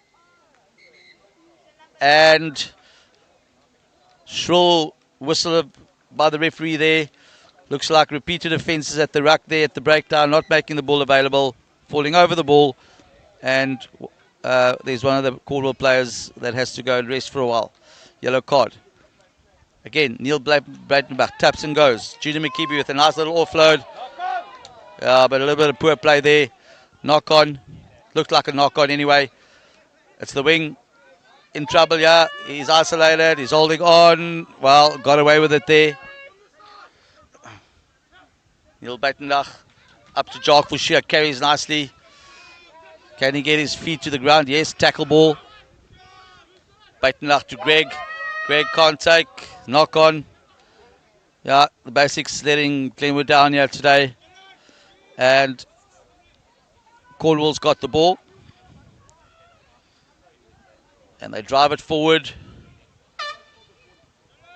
There's a hooter for half time. Cornwall Hill passes it back into their 22. Long kick. Let's see if we can see a counter attack here from the fullback. Caden Liaga takes the ball, kicks it forward. A little bit of an aimless kick. And that should be half time again. I think Glenwood House should start using the ball a little bit more if they want to come back into this game. And there you go, ladies and gentlemen. That's half time here at George. Cornwall Hill, well deserved in front, 28 points to 0. And they really scored a couple of very good tries. So Glenwood House will have to improve their unforced errors. They'll have to get field position if they want to get back into this game. Back with the second half in a couple of minutes.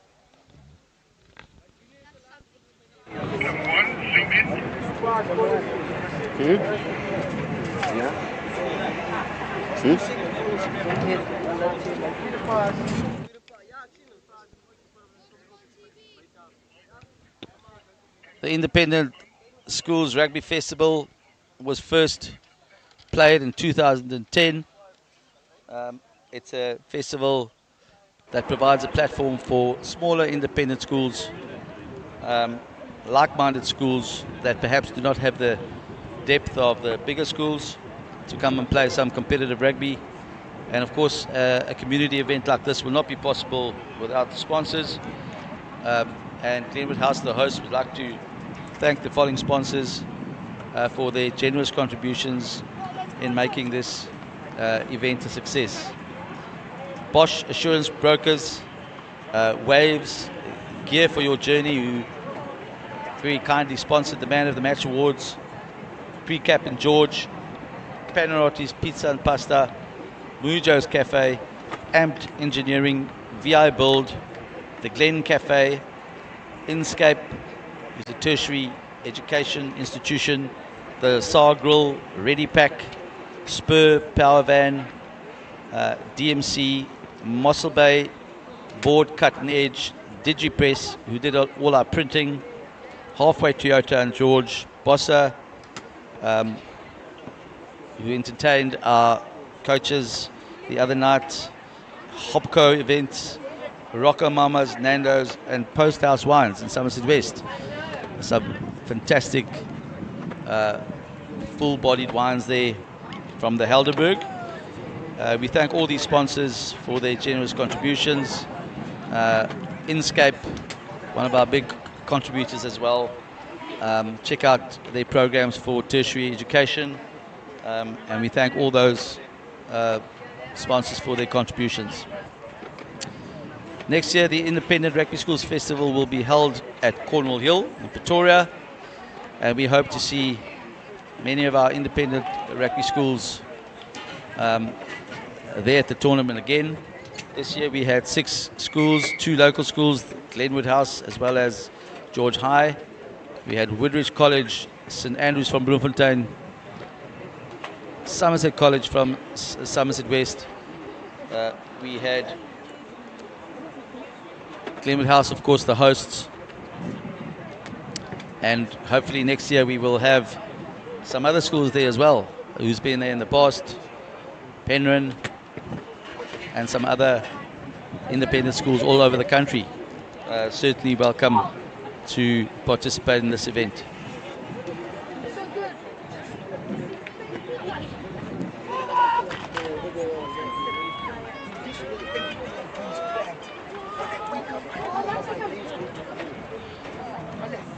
Boys from St Andrews walking in front of the commentary station here as the boys are getting ready for the second half. Lovely day here in George, and there's been quite a few holiday makers making their way over Easter holidays in the Southern Cape as the referee blows his whistle for the start of the second half. Nicely collected there by number 19. Looks like a reserve player on the field there. Tries to pop it forward. Ball goes forward to tackle. And here comes Glenwood with a bit of a counter-attack. Nice pass there by Tristan Gregg to Jock Fisher as he goes forward. Places the ball nicely. Good counter-ruck there by Cornwall Hill. But the referee blows on his whistle and says penalty to Glenwood. Looked like a bit of a tackle off the ball there. And again, Neil Baitner, with that educated right boot, he's going to try and get his team to go forward.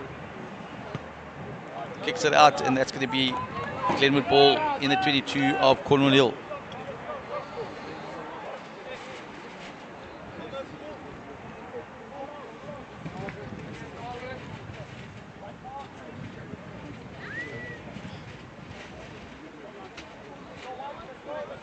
Peter Stick, no, it's Fabibi there, I think. Fabio Gomes de Silva with a bit of communication. Tristan Gregg goes up nicely, but the Maul gets sacked there almost immediately. Good work by Cornwall.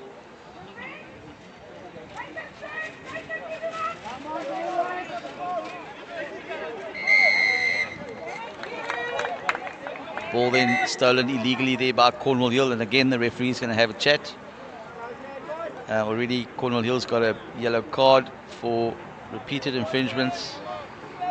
He has another chat there, so let's see what Glenwood can do here. And they've been able to cross the whitewash there. Lovely try there by Glenwood coming back in this match. Well done there by the replacement. Quick tap and go, lovely try. Glenwood House fighting back there after some good line-out work.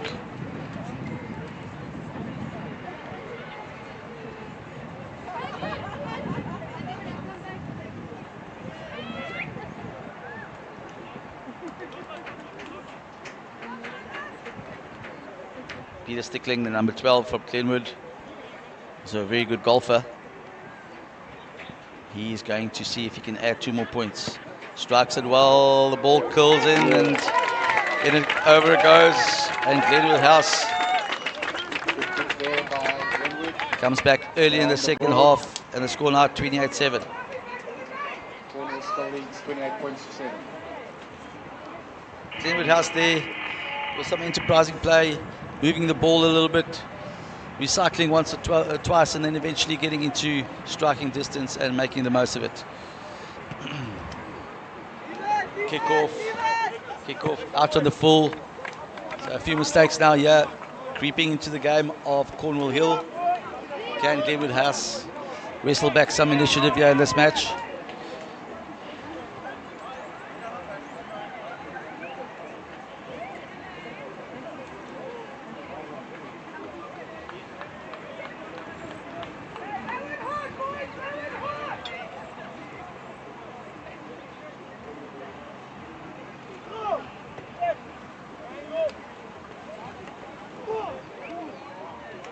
scrum in the middle of the field.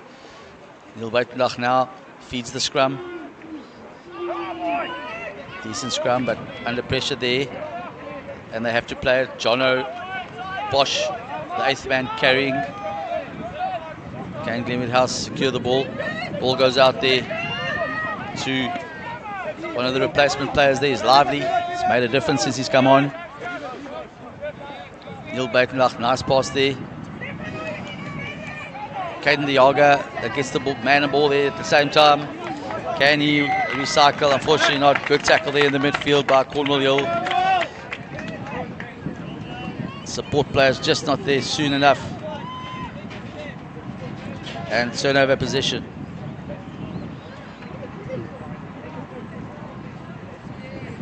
Waza is going to now kick the opposite touchline there. It looks like a good kick. Looks like a good kick. The ball is out there. And now Cornwall Hill on the attack again.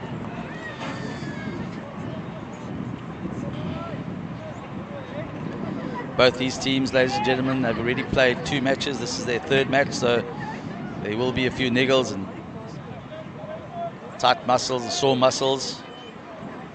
But that's the amazing thing about youth. They can always bounce back. So let's see what's going to happen now in this line-out. Cornwall Hill, their line-out work has been very good so far. And it goes. Clearly they win the ball again. They set the maul. Body position's good there in the maul as they peel off on the side there. Good defense by Glenwood as they hold them out. It's a little bit slow possession there, but they lock forward, carries it forwards. Recycling possession now, in it goes, back to this back line, but unfortunately a little mistake there. A few mistakes creeping into the play of Cornwall Hill now, but they've got the penalty there on the opposite side of the field. And again, the referee has to have a chat. Repeated infringements, boys falling over the ball, offside at the ruck. So, kom ons kyk wat Cornwall hierso kan doen. Gaan hulle weer kant toe, lyk of hulle weer gaan kant toe skop. Ja, hulle skop kant toe daar aan die oorkant en nou sekerlik weer probeer dryf, kyk of hulle daar oor die doellyn kan beer met daai ligte pak voorspelers, maar 'n lekker pak voorspelers wat hard werk.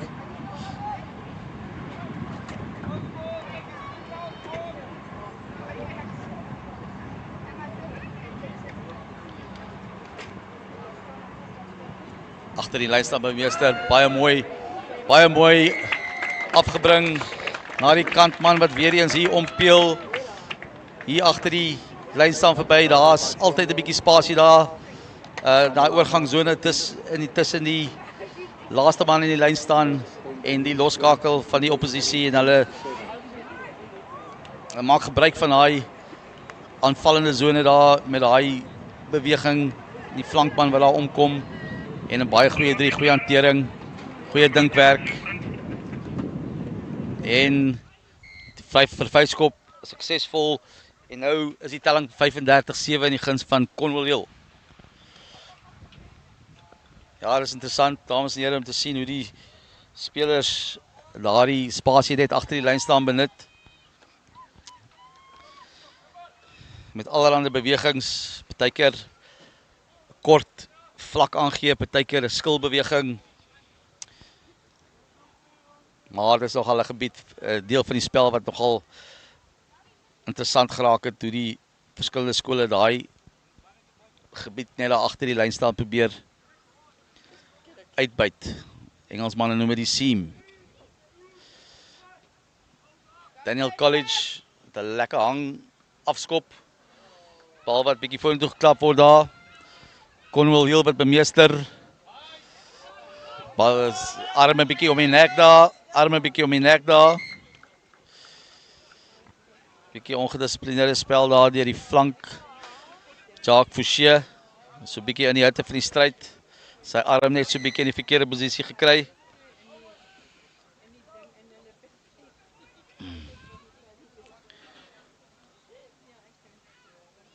Spel wat so bietjie uitgerafel het. Skeieregter wat baie op sy vletjie moet blaas. Ons sien 'n bietjie min vloeiende bewegings nou in hierdie wedstryd. Kom ons hoop die seuns Fokus bietjie op die basiese vaardighede. Ons kyk of ons nog 'n paar mooi drieë in hierdie wedstryd kan sien. Nommer 2 van Cornwall. Hulle lynstaanwerk is baie goed. Weer 'n goeie bal in die lynstaan, nommer 10. Langer gaan aangee daar in die middelveld in. En dan sit nommer 13 wat 'n bres slaan daar en hy's dwars deur. Baie goeie stukkie spel. Hy wou daar beet gekry in die middelveld. Cornwall se manne is daar, hulle soek nou vinnige bal. Hier kom hy uit. En daai Bansel moet wegrol, hy kom weg daar en weer eens het Cornwall wat die bal by meeste nog mooi weggeneem daar deur die flankman. Dit lyk so Sia. Ek dink hy was een van die manne wat opgekom het in die tweede helfte. En die skeieregter sê dat die manne dat die verdediger nie daar die man gelos het met die bal nie. Natuurlik as die krieg op die grond gaan moet die verdedigers die man los. En Neil Buitendag wat weer eens strafskop vat. En hy jaag hom uit hier net binnekant die halfgebied van Cornwall.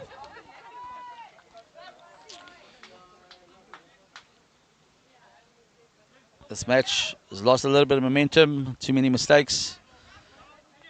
And so the momentum of the game has lost a little bit, but let's hope the boys can string it together. I'd love to see a couple of very good attacking tries again. Up come some of the replacements here for Cornwall.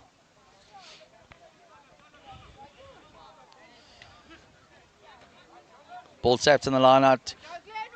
Neil Buitendag with a good pass. Well, sloppy position, but got it away. And there it's Peter Stickling that manages to get his ball with his team in the front foot.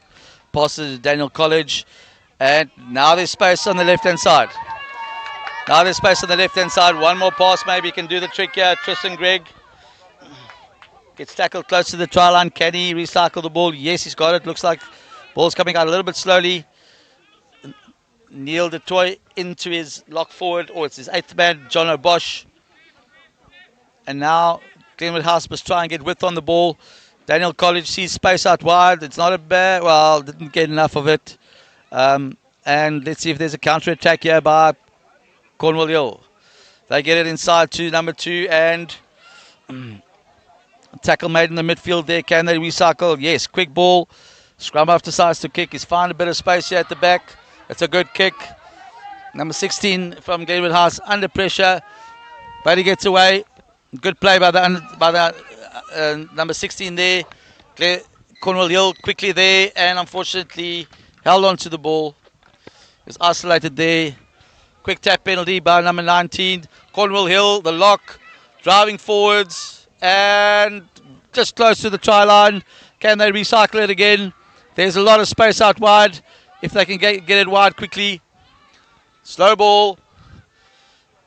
Number 20 out to number 10 with a beautiful long pass. And then a mistake there right at the end of the movement. All they had to do was get it through the hands.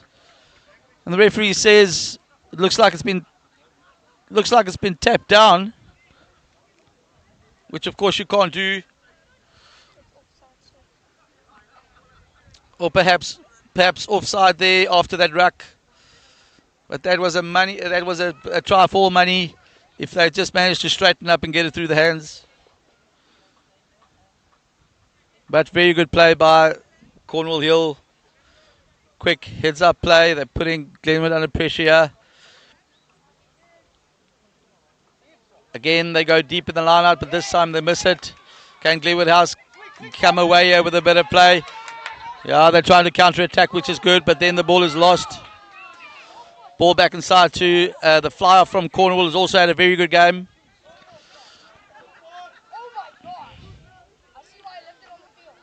Ball comes out, again, offside play at the ruck by Glenwood House. Cornwall Hill gets the ball again. There's men over here. There's lots of men over.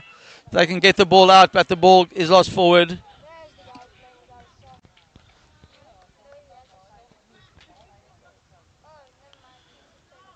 And the referee, unfortunately, has to hand out another yellow card for repeated infringements there at the ruck. Players getting a little bit desperate there at the ruck. Cornwall Hill looking for quick ball. And again, Mwaza, the number 12, kicks for touch.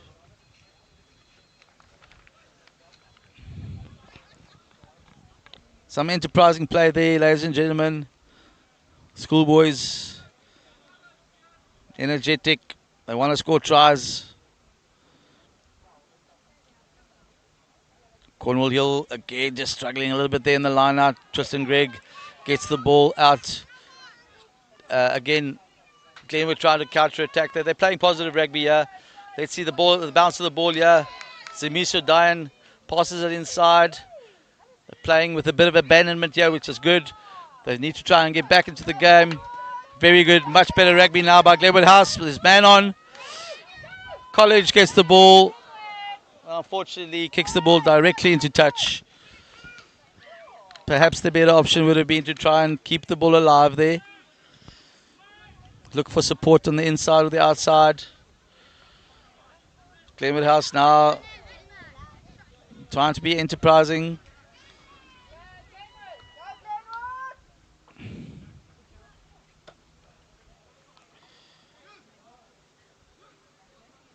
Cornwall Hill gets the ball in the back of the line out. Makes it available. Ball to the number 10. Dummy passes, goes for the gap. And a beautiful little offload there to his inside centre. And that has made that try. It's a beautiful offload from the number 10.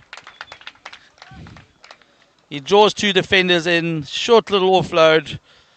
And you can see that there's a very good understanding between those two players there. The inside centre and his fly off. The fly off there. Jaden van Dijk. Really skillful player. He's got pace. And he sees the gap, and then he gets the offload for his partner in crime, the number 12 there. Really good play. Really good attacking play. Simple, but effective.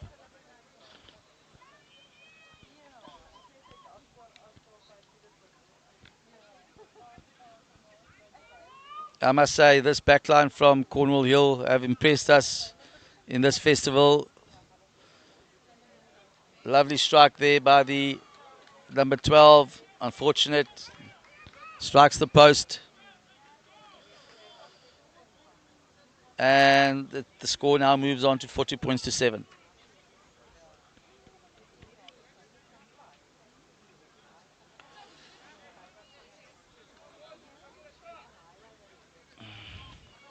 Peter Stickling, inside centre from Glenwood House, is going to take the kickoff duties.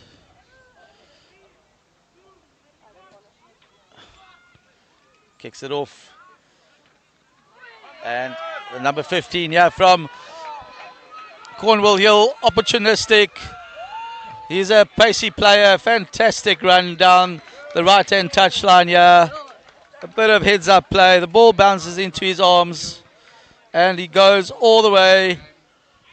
Fantastic pace. And he goes and scores a long-distance try straight off the kickoff. Fantastic play there by the fullback. He's had a very, very good game, the fullback. That is Zander Daniel. And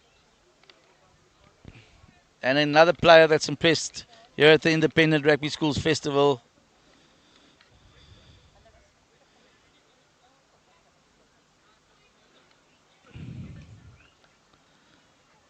Can't counter pace. And always lovely to have some outside backs with outright pace, and that's definitely what Cornwall Hill's got. Mwaza again, strikes with the left foot. Good kick, but just missed. And the score now, 45 points to 7 in the favour of Cornwall Hill.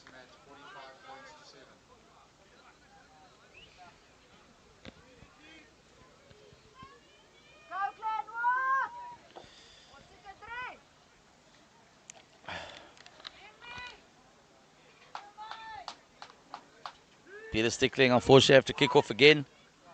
Nice hanging kick. Bounces a bit there and out into touch.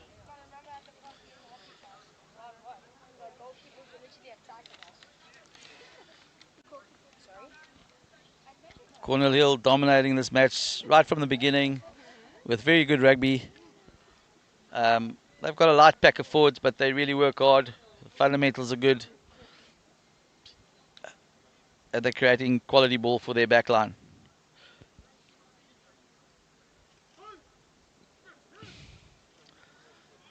Lineout's been a bit of a struggle. Number 17 have made a big impact for Glenwood House. He plays with a lot of gutso. Carried the ball very strongly there, and there's an injury. There's an injury. There was a big collision there in the midfield. I hope that player isn't seriously injured. It looks like he's got a bit of pain there on the ground. Good carry by that Sia. I think his name is Sia from Glenwood House.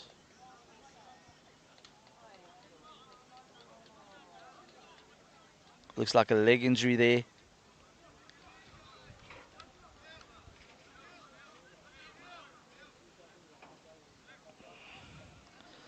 Glenwood boys there just taking a knee in respect for the injured player.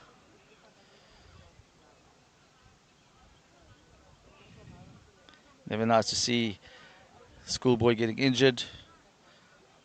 I don't think there was too much in it. I think it was just a heavy collision. It looks like a leg injury. Concerned staff there, but I'm sure the young man will be looked after in a professional way.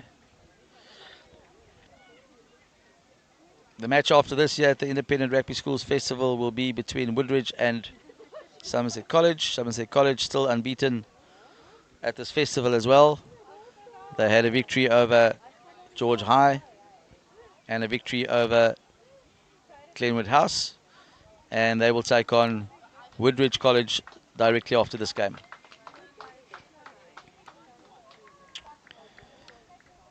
What a joy it's been to watch all the schoolboy rugby over the Easter period. So many boys out there on the field, so many schools involved. Wonderful to see this great game of rugby, camaraderie, respect and friendship. And that certainly was the case here with this Independent Rugby Schools Festival here. All the boys had a great time and rubbed shoulders, made friends, and that's what it's all about. The rugby was good. Some quality rugby here, some good players on show. And, of course, good players can also come out of small schools. There's no doubt about it.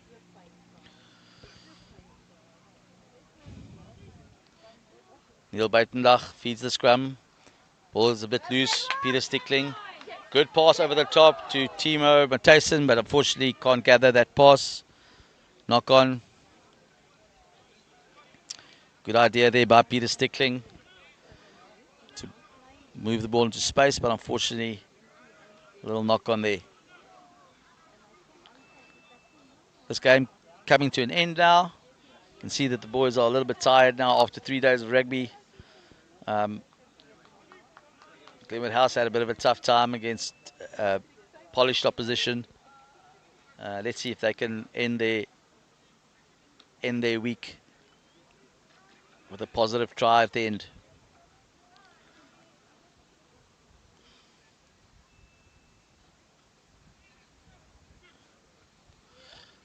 Nice win in the line out there. Leandro Sabrera getting the ball. Goes to ground, carries it. But I don't know if that's legal. He held onto the ball, yes, crawled with the ball. Enthusiasm showed there by Leandro Sabrera. And here's Cornwall Hill as they try and make it wide once more. Again they make very good yards. Ball now into the opposition half. Make it available. Again, that flat pass gets them over the advantage line. And now they could quick ball, and there's numbers here. There looks like numbers. Good tackle by number 17, Junior McKeeby, that holds on. Again, Cornwall Hill putting Glenwood House under pressure here. The ball goes wide. Very good passes. And again, in the wider channel, there's space. And the winger gets tackled there in the 22. It was a very good tackle and the ball spills forward. But again, this backline of Cornwall Hill with all the basics in place. Good passing. Attacking that wider channel. Passes going in front of the ball, the man, the receiving player. Beautiful movement to the left there. Unfortunate, after a good tackle there, they lost the ball. Glenwood not giving up here. Counter. The cross defense coming across there to make the tackle. Glenwood kan die bal ingooi daar aan hulle eie 20 meter lyn, 22 meter lyn. Heel buitenlag. Sit die bal in skram in. Glenwood 'n bietjie onder druk daar, maar die agterman wat die bal optel. Werk hard met sy bene om vorentoe te beweeg. En dan maak hy die bal beskikbaar, maar dit lyk of die bal daar aan die oorkant oor die kantlyn is. Aanslaantjie miskien daar deur Cornwall Hill. En daar is die toeter vir die einde van die wedstryd. Kom ons kyk of Glenwood House nog 'n bietjie avontuur in hulle het. Kyk of hulle miskien as altyd iets te wen uit enige wedstryd uit. Miskien kan hulle hier van agteraf nog 'n mooi druk. Daar kry hulle 'n mooi bal in die lyn staan. O, en dan is dit ongelukkig Pieter Stickling wat die bal aanslaan. Dis 'n ongelukkige storie van Glenwood House. Ongelukkig te veel foute, basiese foute, en dan sit Cornwall Hill wat nou die bal gaan kry. Hulle het nog 'n geleentheid, skamskakel wat hy gee vir die voorryman. Hy draai die bal sterk en hy val oor die lyn af vir nog 'n 3. Welverdiende 3 daar deur die voorryman. En ek dink dit wys die klas en die houding van hierdie Cornwall Hill span. Hulle wil nie ophou nie, hulle wil nog 3 druk hier heel aan die einde. En hulle verdien hierdie wedstryd. Hulle was regtig baie goed gewees. En ek dink hulle kan uitsien na baie sukses in die wedstryd wat vir hulle voorlê in die res van die seisoen.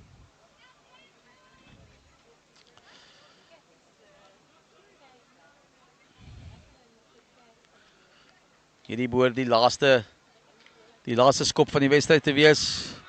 Vleuel, lyk my hulle het sommer vir hom die vervuisskop gegee daar. Hy skop die bal oor. En 'n baie goeie vertoning deur Cornwall Hill. Baie goed saamgespeel as 'n span, mooi 3 gedruk. En die wedstryd so 'n bietjie gedomeineer hier so teen Glenwood House. Glenwood House ook hard probeer. Span met wat bietjie sukkel met beserings en diepte. Maar hulle het hulle deel gedoen in hierdie wedstryd. Ons gaan nou kyk na Woodridge teen Somerset College in die wedstryd hierna. En daarmee skakel ons nou net eers. Ons skakel nou eers uit hier van die kommentaarhokkie af. En beste wense vir almal wat lekker rugby kyk.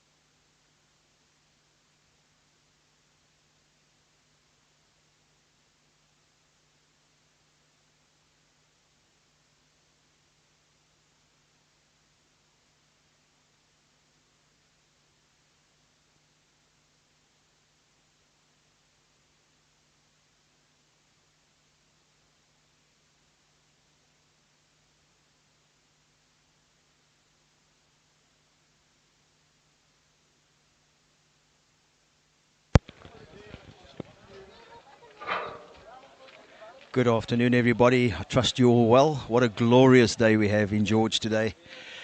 Some fantastic rugby and really a beautiful atmosphere. Just a word, I'm Desmond Zealy. I'm the executive head of Glenwood House and proudly hosted this week. It's really been a magnificent week of great camaraderie. It's been awesome friendships made. The rugby has been spectacular, nice tight matches and close matches. And we have been really proud to be able to represent George and represent the school communities in hosting a fantastic tournament over the Easter weekend. Just want to thank our local teams, Outeniqua, as well as George High for filling in fixtures and attending and coming to the party and playing games with us. And also the visiting teams, Woodridge, Somerset, we've got St Andrews, as well as Cornwall. What fantastic teams came down to George to play in this festival. Just to all the organisers, our sponsors, thank you so much for the time invested into our school, into this fixture, into this festival. So appreciate your time, your investment, and also just being part of what has been a fantastic festival. Then to inform everybody, this festival, the Small Independent Schools Festival in 2027 is going to be hosted by Cornwall Hill in Centurion in Pretoria. So this festival is leaving the Western Cape for this year and is going inland and will be in Centurion at Cornwall Hill in 2027. But to all of you, thank you for watching. South Africa's streaming SA, thank you for streaming our games and for the quality. Really appreciate your involvement in our festival. And then also to everybody for watching. I know the viewing has been fantastic on the streaming over this festival, and we really appreciate your involvement. So to everybody, thank you for being part of the festival. Take care. And from George and Glenwood House, God bless. Match of the Independent Rugby Schools Festival. Looking forward to another great match here between Woodridge and Somerset College. Two sides that should be very well balanced, and this should be an interesting game.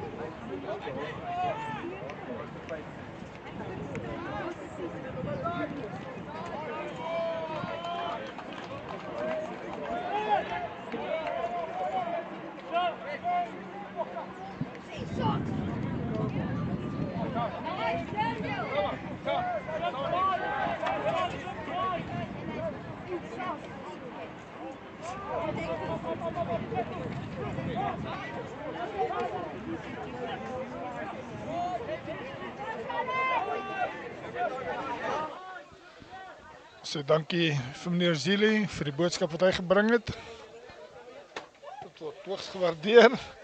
Toeskouers het nie die bal gedop gehou nie. Amper teen die kop gekry. Gelukkig was daar 'n man wat die bal net so met die hand weggeklap het. Ons het ons 'n besering gehad hier langs die veld.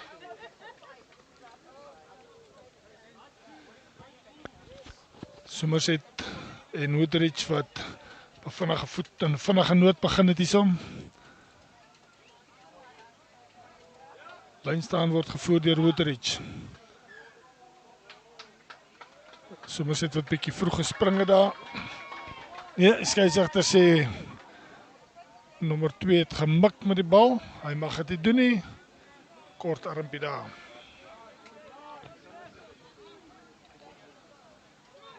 Tap and go. Kom ons kyk wat hierdie span van Somerset kan doen.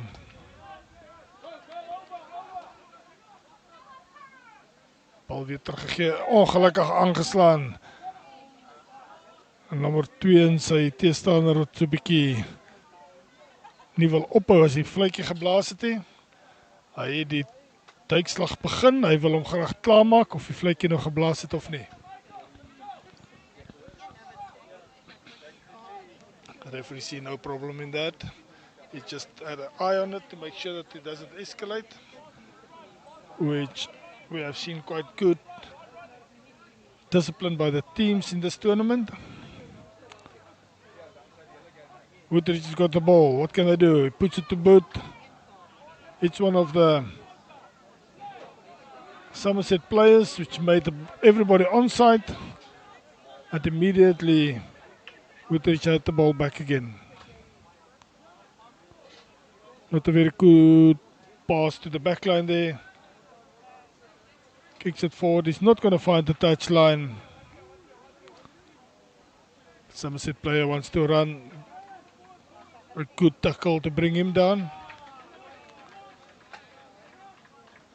Referee said no, penalty for Woodridge.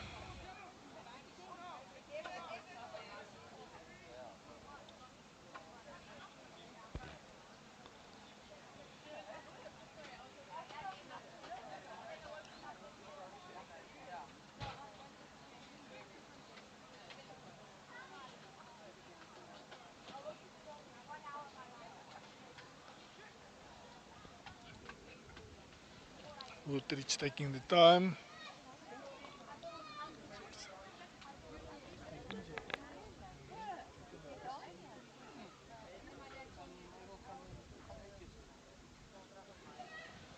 Ready to take the kick.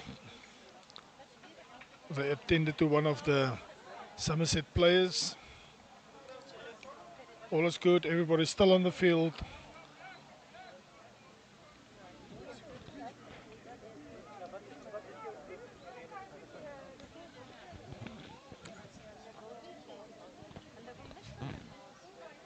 Woodridge retained the ball in that line out. Referee said it was in skew. Somerset gets the opportunity, either line out or scrum. They decide they want the line out.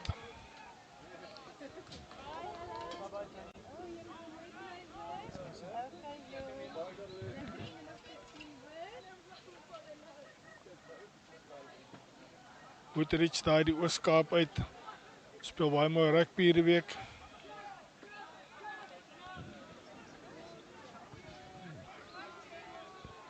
Natuurlik Somerset Wes daai die Wes-Kaap uit. Somerset Wes. Twee spanne wat laaste gaan wegry so na hierdie toernooi. They don't have far to go, about 5 hours drive. Depends how long the kids want to stop to get something to eat on the way.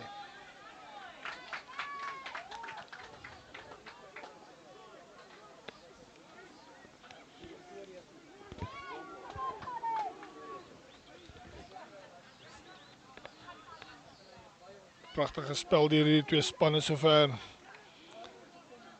Woodridge word neergebring agter die voordeellyn. Word pragtige skoppie daar, klap hom terug in die hande van die Woodridge speler. Can Woodridge make use of this opportunity to get points on the board? Plays it to the back line. Good tackle there again. The referee says holding on to the ball. Penalty, Somerset. Go for the line out again.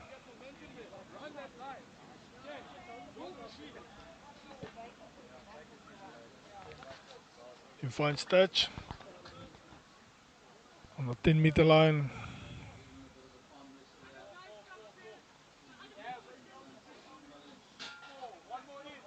Almost on the 10-meter line of Woodridge. Main pavilion side of the field. What can Somerset do here?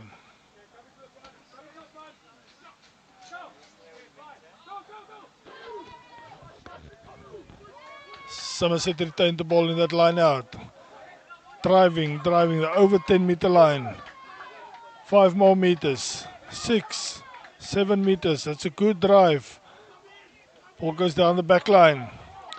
They have space. Do they have the speed? Space was closed down. Come back this way. Runs into one of the biggest Woodridge guys on the field. Nearly got dumped, but he got that support.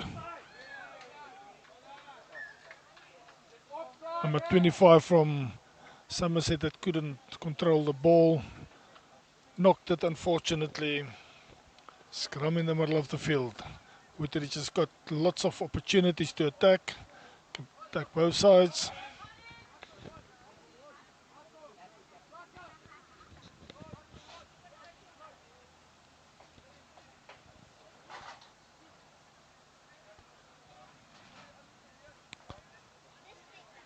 Scrum is ready to go.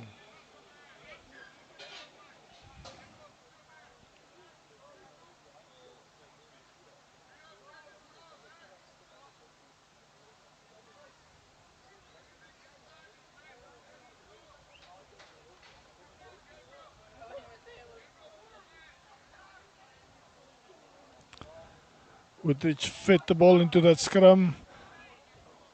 Gets it on the boot. Downfield. Not a good bounce for the fullback from Somerset. Ball goes out.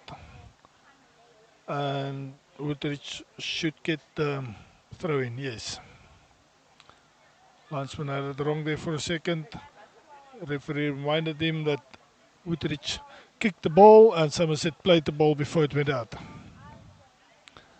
They knocked it, so the scrum will come before the line out.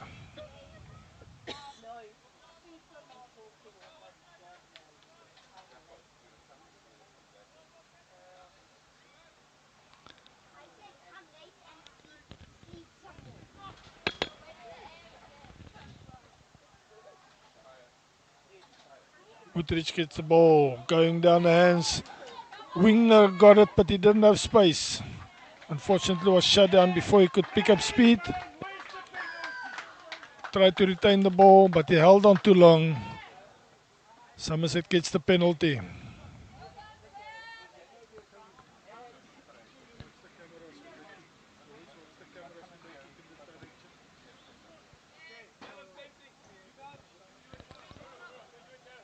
Somerset found the touchline on the halfway mark.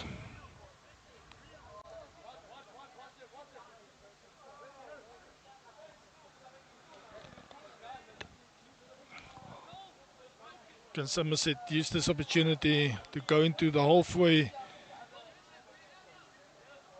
half of the field where Woodridge has got their try line?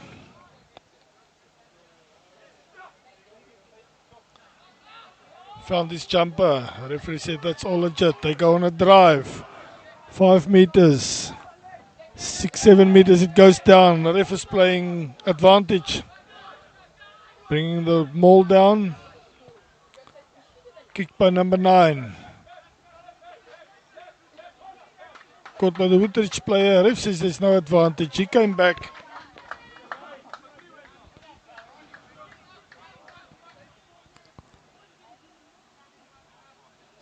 He's going to go for a line out again. It's just too far to touch and tap and go. Sets up a line out. Can maul from there.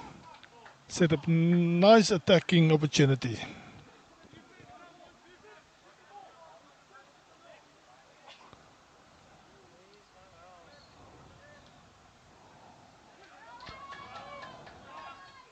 Somerset retained the ball in that maul. Going forward a little bit, not much. Oh.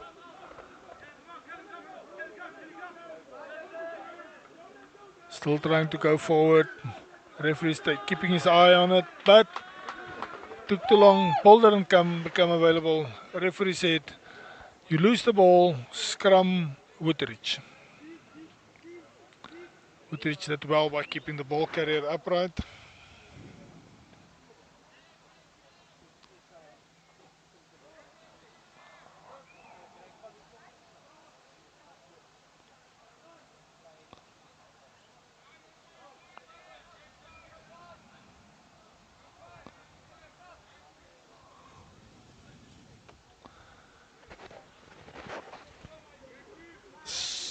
Solid scrum by Somerset. Unfortunately, Woodridge kept the ball there. Got it out quick at the back.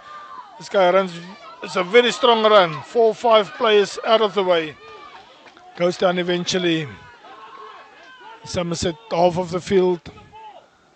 Woodridge is on a strong attack here.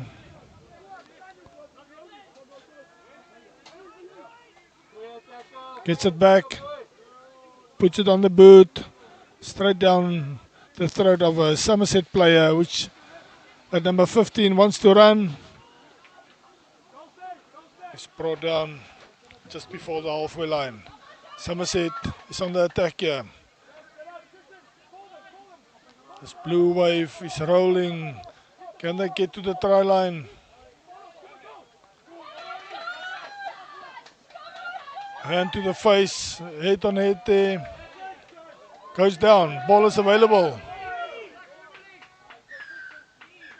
The referee is not happy.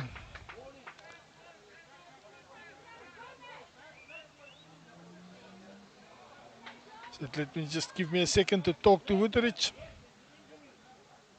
I'm not happy with what they're doing. Penalty. Can they go close to the try line? Set up a maul. Didn't go for distance. He just wanted to make sure that he gets the line out. They've got 2 nice mauls already. 11 minutes to go in this first half. Both teams have got about a 5-hour drive back home after this game. Who's going to be celebrating and who's going to be sleeping all the way? Somerset driving to the middle there, gaining field, and another drive, but it's short.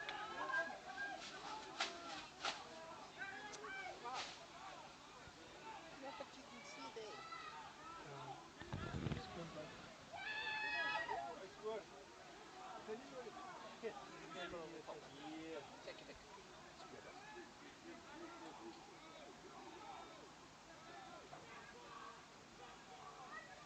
Somerset still trying to get over the line. The referee says no, it's short.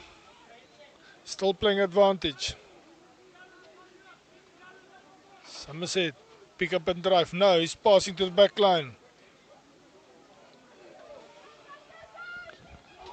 Oh, that's a good tackle. The referee takes out a card immediately. Woodridge, take a break, my man. Your half is finished.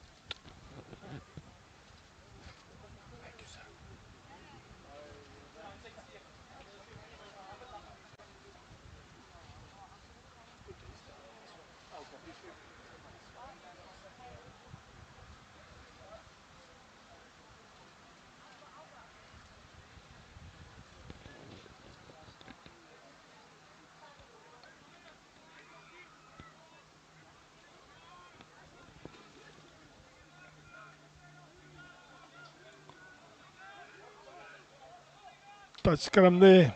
Somerset gets away with the ball. Still short. Available again. Try to break around the side there. What does the referee say? Penalty Woodridge. He's holding on to the ball. You have to make it available when you are tackled. The bus is ready to go in the background there. Still 8 minutes in this half and then another 25 minutes.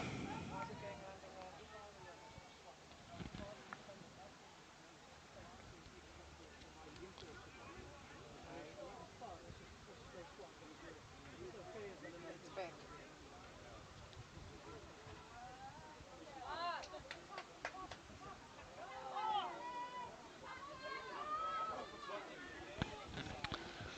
Somerset still on the attack. No, Woodridge has got the ball. Puts it to the boot. Will he find the touchline? No, he does not. Somerset on the attack now.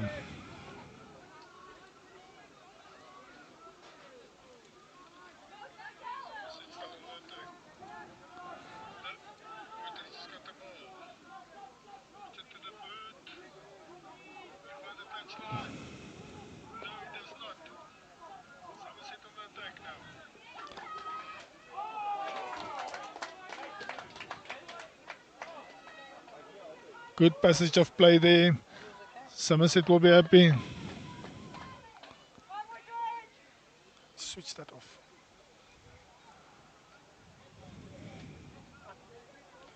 To see the chat.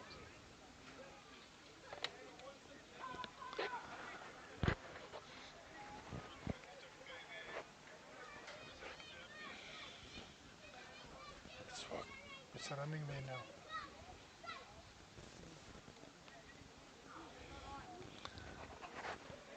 Woodridge will have the privilege of feeding the oven here.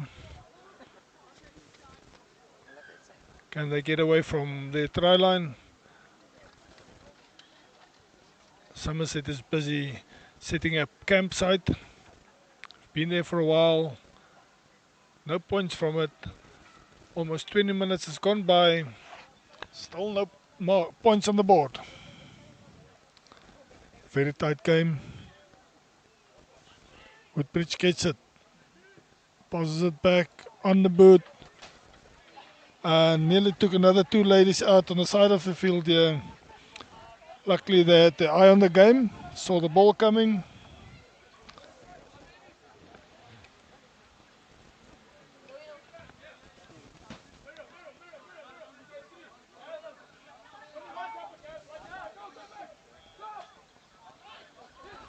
Somerset feeds the ball into the line out. Finds his jumper. Drives forward. Brought down immediately. The referee shows the advantage. Penalty advantage. Puts it on the boot through the... But it gets taken down. Almost kept control of the ball. One of the other players. Unfortunately, no advantage. Referee goes back. Says penalty. 4 or 5 meters outside the 10-meter line. Woodridge is camping in the half of the field that belongs to Woodridge. This first half definitely belongs to only one team.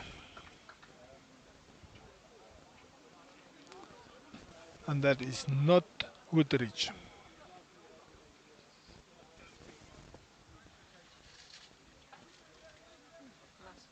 Details later. Tip or something. But I'm giving mine to Alder. That's only 4.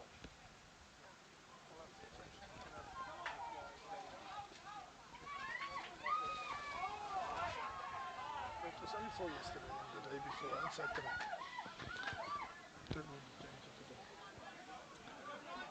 Beautiful play there by Somerset. Can they get through? He gets through. The referee is right there. He says 5 points to Somerset.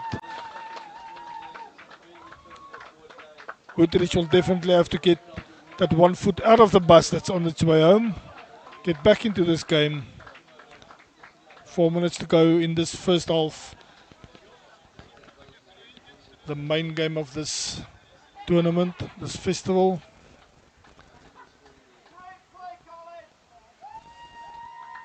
$5-0. Can number 12 from Somerset add another 2 points?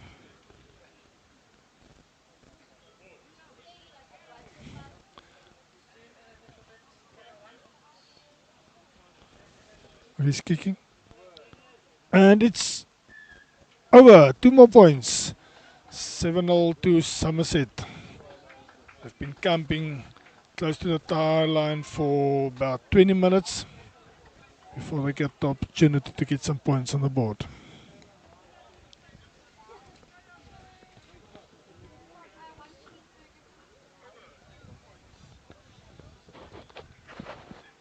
The referee is waiting patiently in the middle of the field. Woodridge is coming slowly. They want this time to run out to half time. Yellow card is coming back. 4 to 6 times.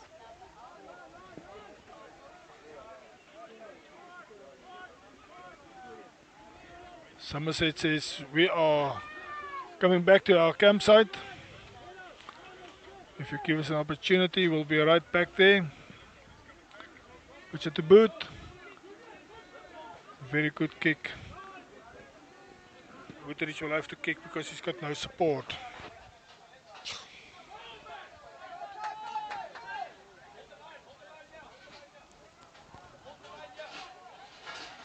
Now Somerset is trying to get out of their half. Playing some ping pong here with the ball. Nobody's finding the touchline. Woodridge now put it on foot and he follows up himself. It's just a bit slow to catch that guy. Brought down on the 10-meter line.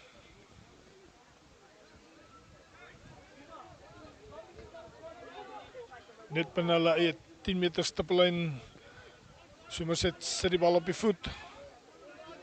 Skop hom veld af. Hy gaan nie vir 'n lyn staan nie, probeer net afstand kry.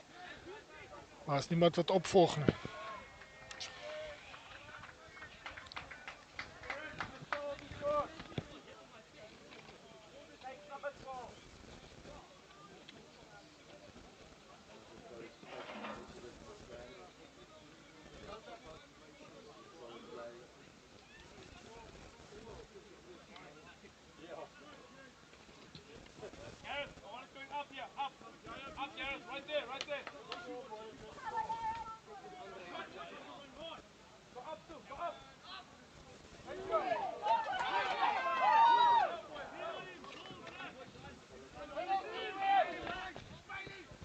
Woodridge sou daai bal gewen het.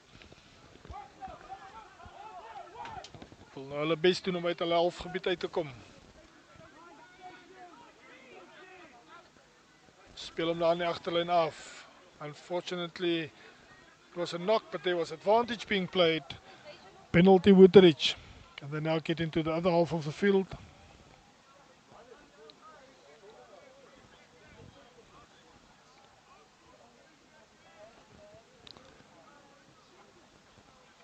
Kicks it to the opposite side of the field. Finds a touchline. So 5 meter binne die 10 stippellyn. Somerset se helfte van die veld. 12 sekondes het oorbly in hierdie helfte. Sy laaste beweging wees en sê daar strafskop is. Woodridge wat op punte terugkry voor halftyd. Maar hulle maak 'n bietjie van 'n jamble daarvan. They got the ball. The ref says all was legal so far. Somerset is quick on the defense. Ball is available. What can they do here? Can they get past the defense? Can they get some points on the board before halftime? Ball is a bit slow. Gives it to the big forward players. He doesn't get anywhere. The referee says no.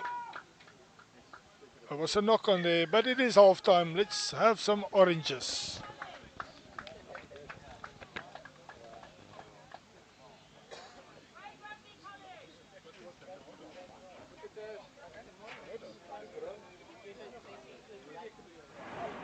Nice physical battle between these two all-match teams. Somerset College taking the initiative and working really hard for that try. So they're in the lead by 7 points to 0. So this is our last match of the Independent Rugby Schools Festival. Thank you for all your support, parents, those of you who travelled far and wide. Thank you for affording your boys the opportunity to play in this rugby festival. I hope they enjoyed it. Saw some lovely rugby, and of course the camaraderie and the respect and friendships that were formed between the individual schools, also between the boys and the players, the managers and the coaches. It was terrific to see. Thanks to everybody involved.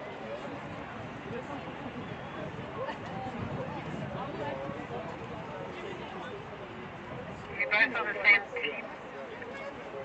Oh.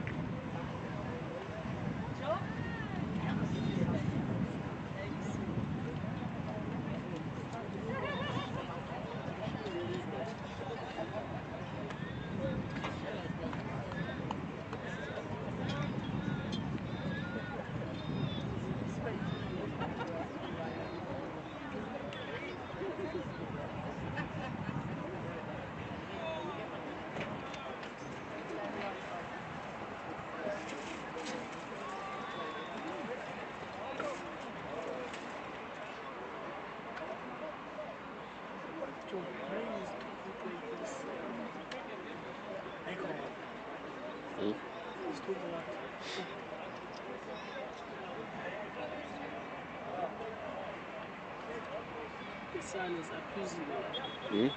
The son is accusing the people. Een span is reg vir die tweede helfte, die ander een hou nog kajuitdraad. Somerset sê ons loop voor. 7 punte is nie genoeg nie. Pad terug Somerset Wes toe raak baie lank as jy 'n wedstryd verloor het. Of baie kort, want almal gaan slaap. Span wat wen gaan partytjie op die bus.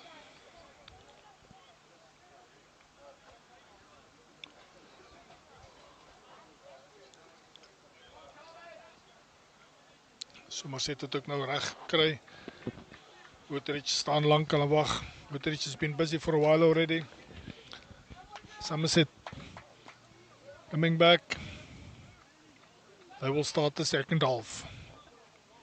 25 minutes of exciting rugby waiting for us.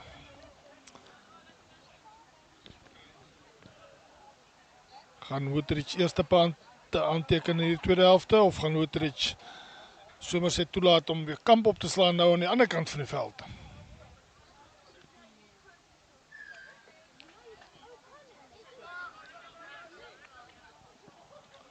Ongelukkig te ver geskop, 'n fout gemaak deur Somerset daarso. Skop hom direk uit, skram op die middelkolletjie.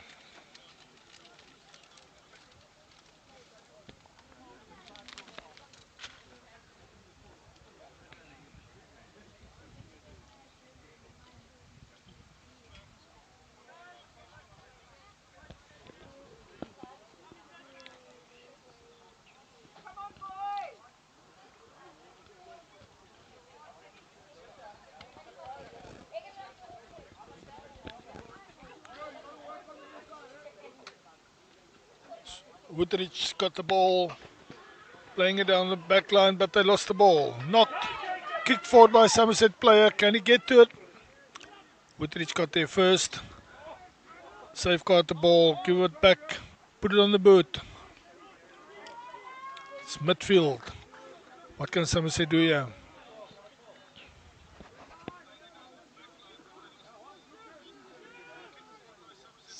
Somerset slows it down a bit. They are leading on the scoreboard. A beautiful break there by number 7. Gets up and continues.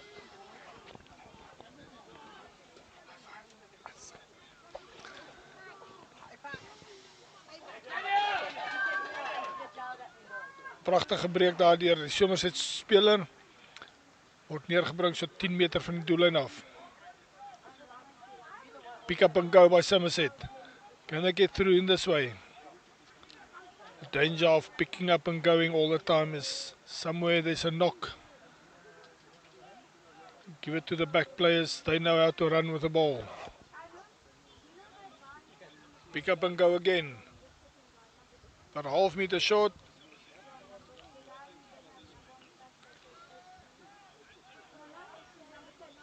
And they lost the ball. No, they didn't. It goes down the back line. The defenders were just up very quickly. I thought they had the ball there for a second.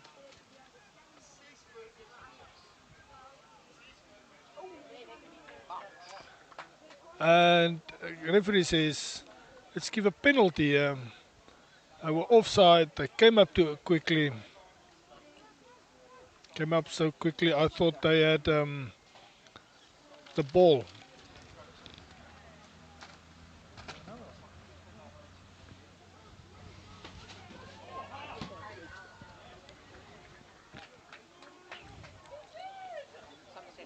Somerset got to try there. They had to get through some other time. Another 5 points. Go up 12-0. Woodridge will have to pull a bunny out of the hat here.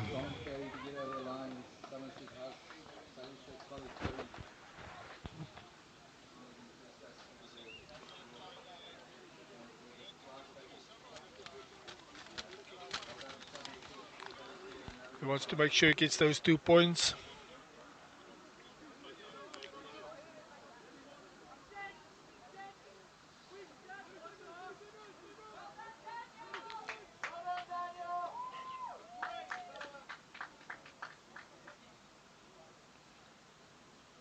Comes forward, kicks the ball, and the flags go up into the air. 2 more points, 14-0 in favour of Somerset. Somerset, if they win this game, they will have a downhill trip to Cape Town, where Woodridge will have to go uphill all the way to PE, to the Eastern Cape. It's a bit of an uphill from here. In this game, they also have an uphill, make up 14 points. It's not easy, 20 minutes to go.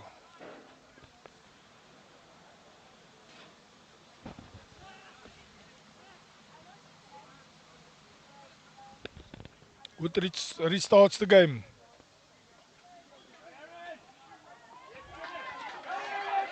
Beautiful break by the Somerset player, number 8. He's got the speed, he's got the power. He passes the ball, gets dumped onto the ground, but the ball is available. Number 1 has got it now. Just couldn't pass the ball, but it is available for Somerset. Now Somerset is ready to get more points. Puts it to the boot, the number 12. And another try by Somerset. Beautiful footwork there. But 12 puts it on the boot. Other player couldn't control the ball, but just kicked it forward and got another try there.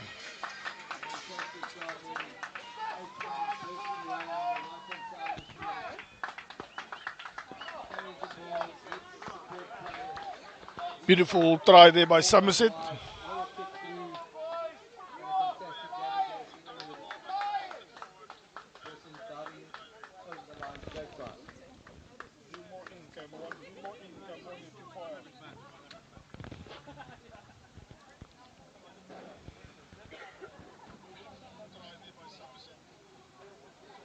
Taking his time with his kick, comes forward, kicks it high, and the flags go up. 2 more points. Somerset goes to 21. 3 tries to Somerset, no to Woodridge at this stage.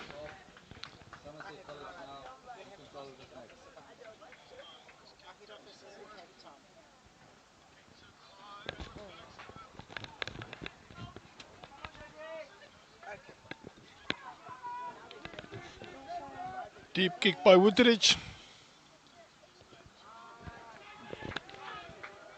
Woodridge gets the ball back by kick by Somerset.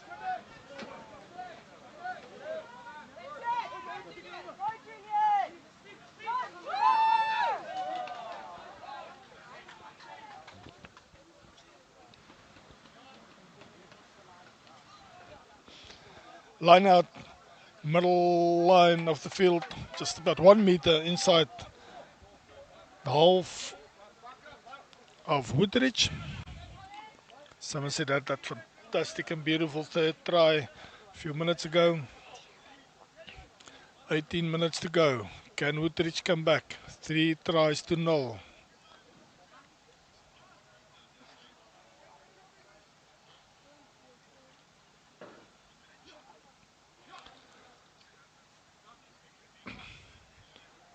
Throws it to the back of the line out, finds his jumper. Number 7 breaks away quickly. Number 7 gets tackled high, immediate advantage played by the referee, but he says no. There's no advantage. Let's take the penalty. What's Somerset going to do? They're going to go for a line out.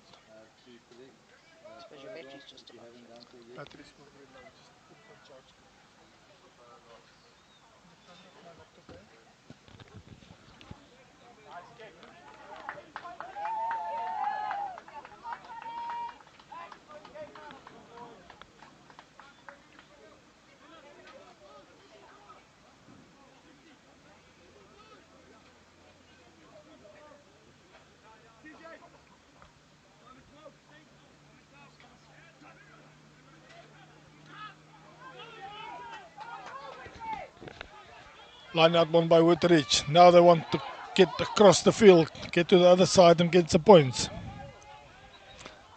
Advantage being played. Woodridge still going forward, making it available. Quick hands there. The wing just doesn't have the space.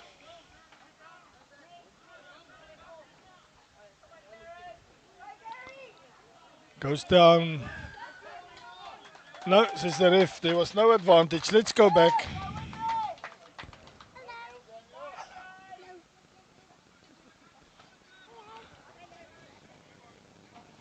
High five. We have some visitors here in the commentary box. Little 3-year-old girl, she keeps coming in saying hello and giving us high fives. It's good to see that even at that age they come and support their family members.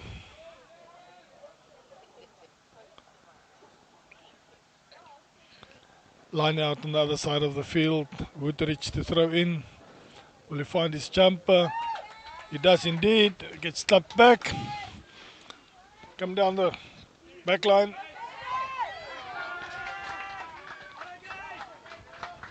Unfortunately knocks the ball. Scrum for Somerset. Somerset has got 15 minutes to defend his 21 points. But they just got 15 minutes to make up the 21 points. Can they do it? Can they?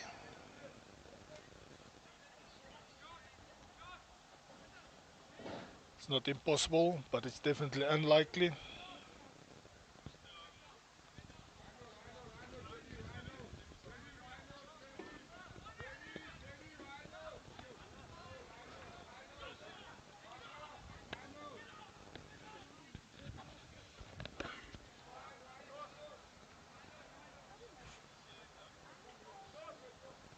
Minutes wasted getting a scrum to work. Out on Somerset side, puts it to the boot. He's looking for a sideline and he got the touch line.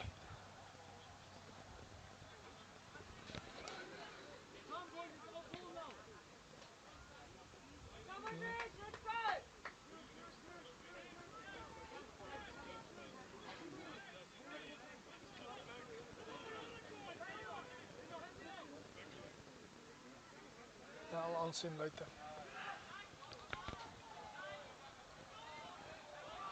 Line out. Attacking line out by Woodridge. Lost the ball there. Now Somerset has got the ball and they feel like running from their own try line over the 22-meter line. Still have the ball. Comes available. Hard tackle, hard run here. Gives it back, puts it to the boot. And he will get a line out.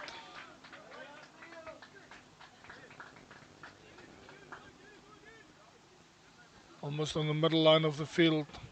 But 6 meters from the middle line. Right in front of the cameras.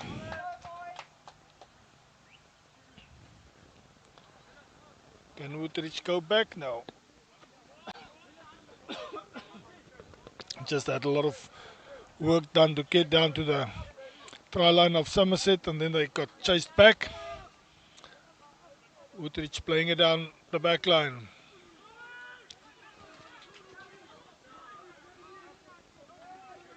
Still battling, still fighting, gaining valuable feet and yards. It's available but very slow. Woodridge play it down the back line again. Too many forward plays in the back line. A lot of power but not speed. Beautiful break to the inside there to miss the tackle. Now can you make it available? The referee says you're holding on too long. Will be a penalty Somerset. Another opportunity not used, unfortunately. Somerset is just happy. They can just defend. They don't have to really attack. Just make sure that Woodridge doesn't get any points. And if they do, they should not get tries 3 times.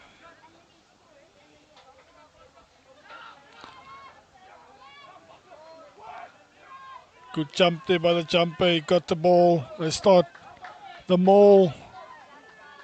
brought down. Referee is playing advantage.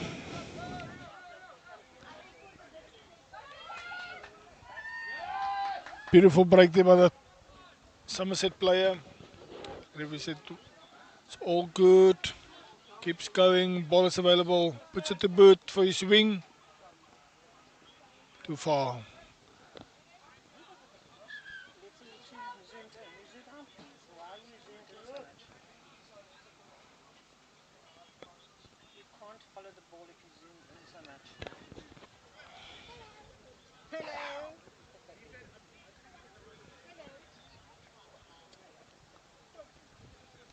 Sê hallo vir die mense by die huis. Sê hallo mense by die huis. Hello. Sy wil nie hallo mense by die huis sê nie. Sy sê net hallo.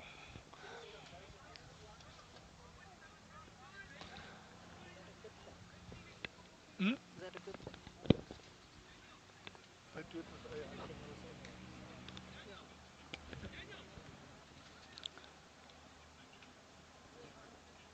Soos 'n bietjie van 'n onderbreking. Iemand soek wonderwater. Seker enkel bietjie seer gemaak. Verstamp teen die heup gekry. Miskien sê die skeieregter is bietjie warm. Kom ons drink 'n bietjie water voor ons aangaan.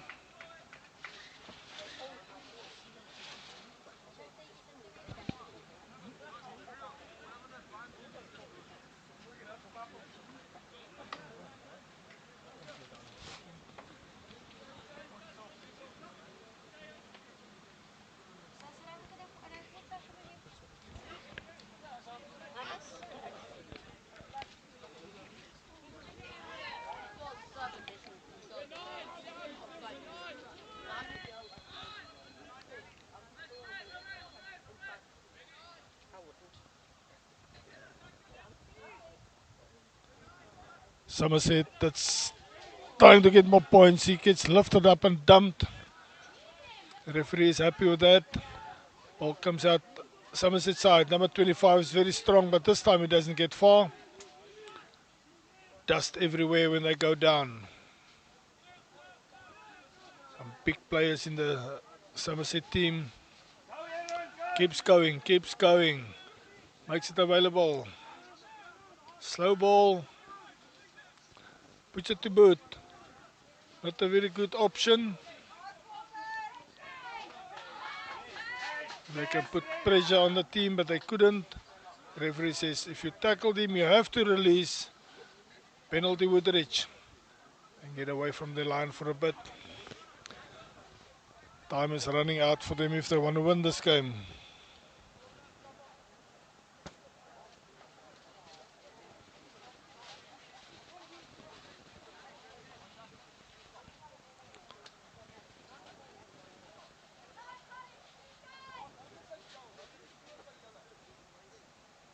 Lyn staan so halfpad tussen die middellyn en die 10 stiplyn.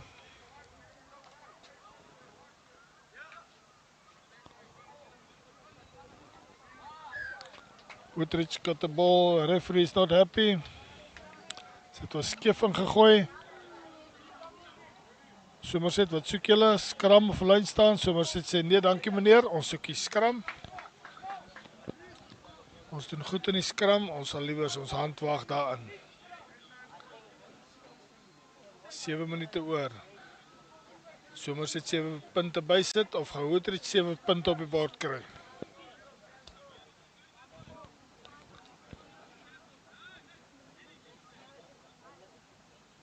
Goeie spel gewees deur hierdie twee spanne vandag. Telling wys dit dalk nie, maar dit was 'n goeie wedstryd gewees.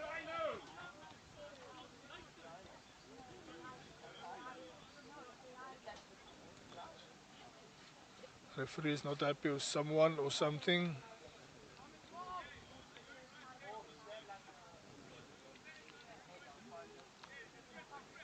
Called the scrum. Ball is available Somerset side. Goes down the back line. That guy's got speed. Unfortunately, didn't have space. No, the referee says you can't do that. You went down. Once you go down, you can't play the ball. Must stay on your feet. Support yourself. Number 12 will just go for the line out.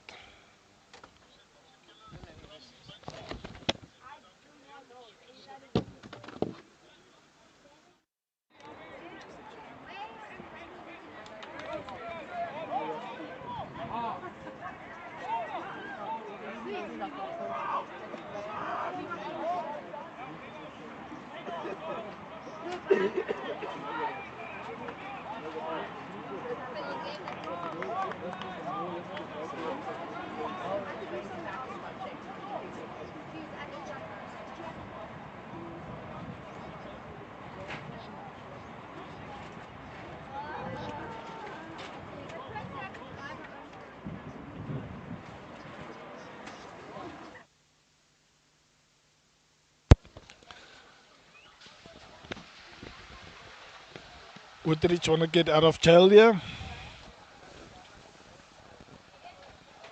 With the line out, he finds his jumper, but he only tapped the ball forward, which went to the hands of a Somerset player. Now it's back towards Woodridge.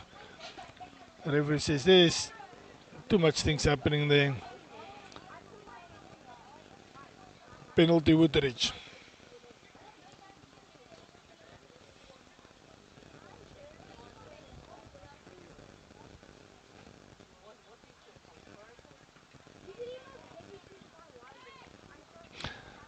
He found the touchline on the 10-meter line. What can Woodridge do from here? 4.5 minutes left in this half, in this match.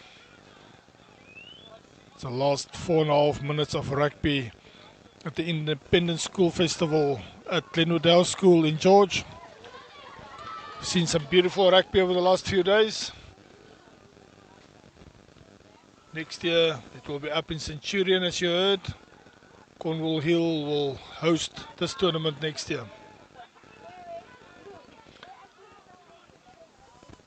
Somerset plays it down the back line. Couldn't get the ball away. It's available again. What can Somerset do? Can they get 7 more points? Will Woodridge keep them out? Comes to the back again. Number 1 this time. Doesn't get far. The referee says, no, you're offside, guys. Penalty Somerset.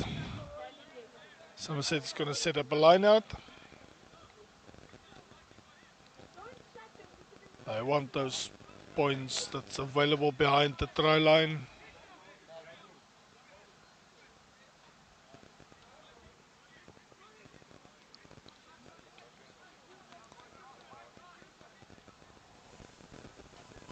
Not much of a wind.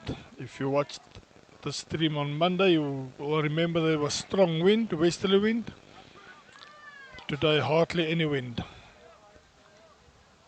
Somerset struggling to go closer to the try line. Inch by inch they go forward.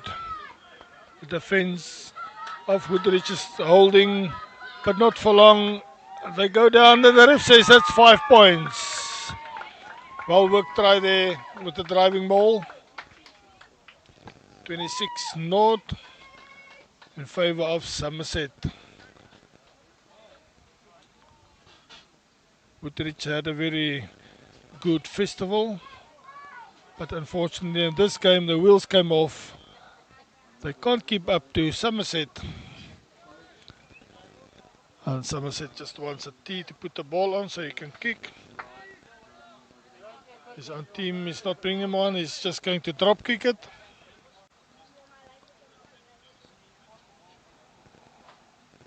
The ref says, no, you don't have time anymore. Drop kick to the right. It's not easy to drop kick from there. Score stays 26-0, favour of Somerset with less than 2 minutes to go.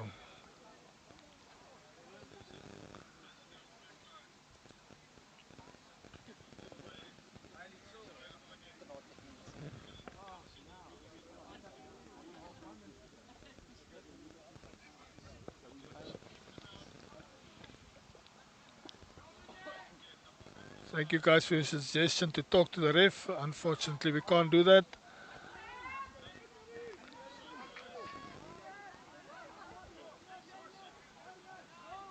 Somerset goes in with the ball. They're going to try and get more points on the board.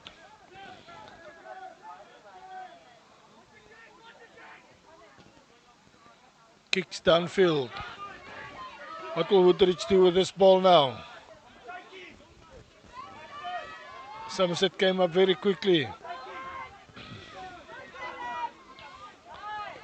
Nice passes, kicks it infield. Will the bounce work for him? Yes, the bounce did work for him, but he went down. Good play by Woodridge. Ball is on their side. Quick ball. It's taken down. Ball is available. Not a good pass, but it went backwards. Still available. He's still going forward. 4 meters to go. Pick up and drive. He's short. Will it be a pick up and drive? No, they're going down the back line. Unfortunately, it's knocked, but the referee played advantage. Quick tap and a go, and that's 5 points. Woodridge got points on the board. At the end of this game, well done Woodridge, well played there to get those 5 points on the board.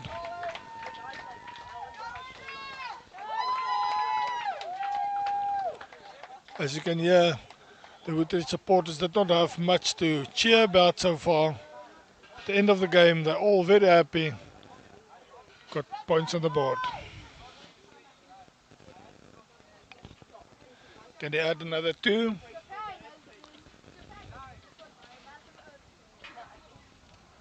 They shouted that much about 5 points. How will they go when they add another 2? Comes forward, hits the ball, flags go into the air.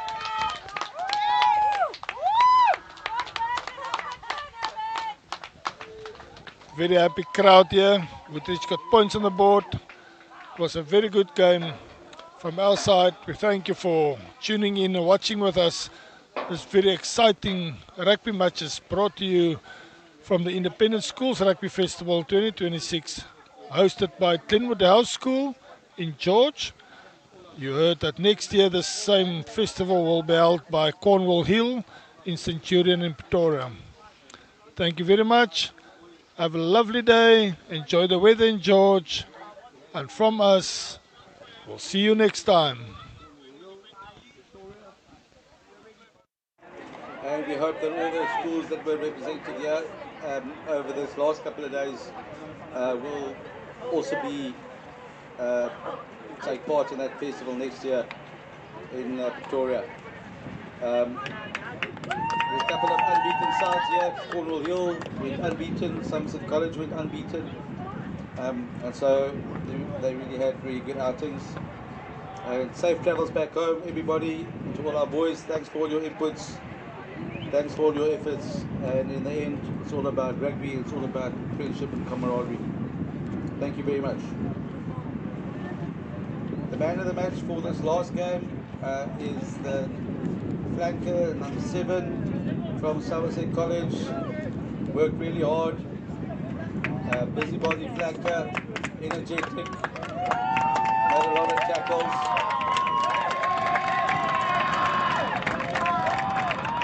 And you can see there how his teammates appreciate his efforts. Well done. I think this team gelled terrifically together as a team as well. They look like they've got a great spirit.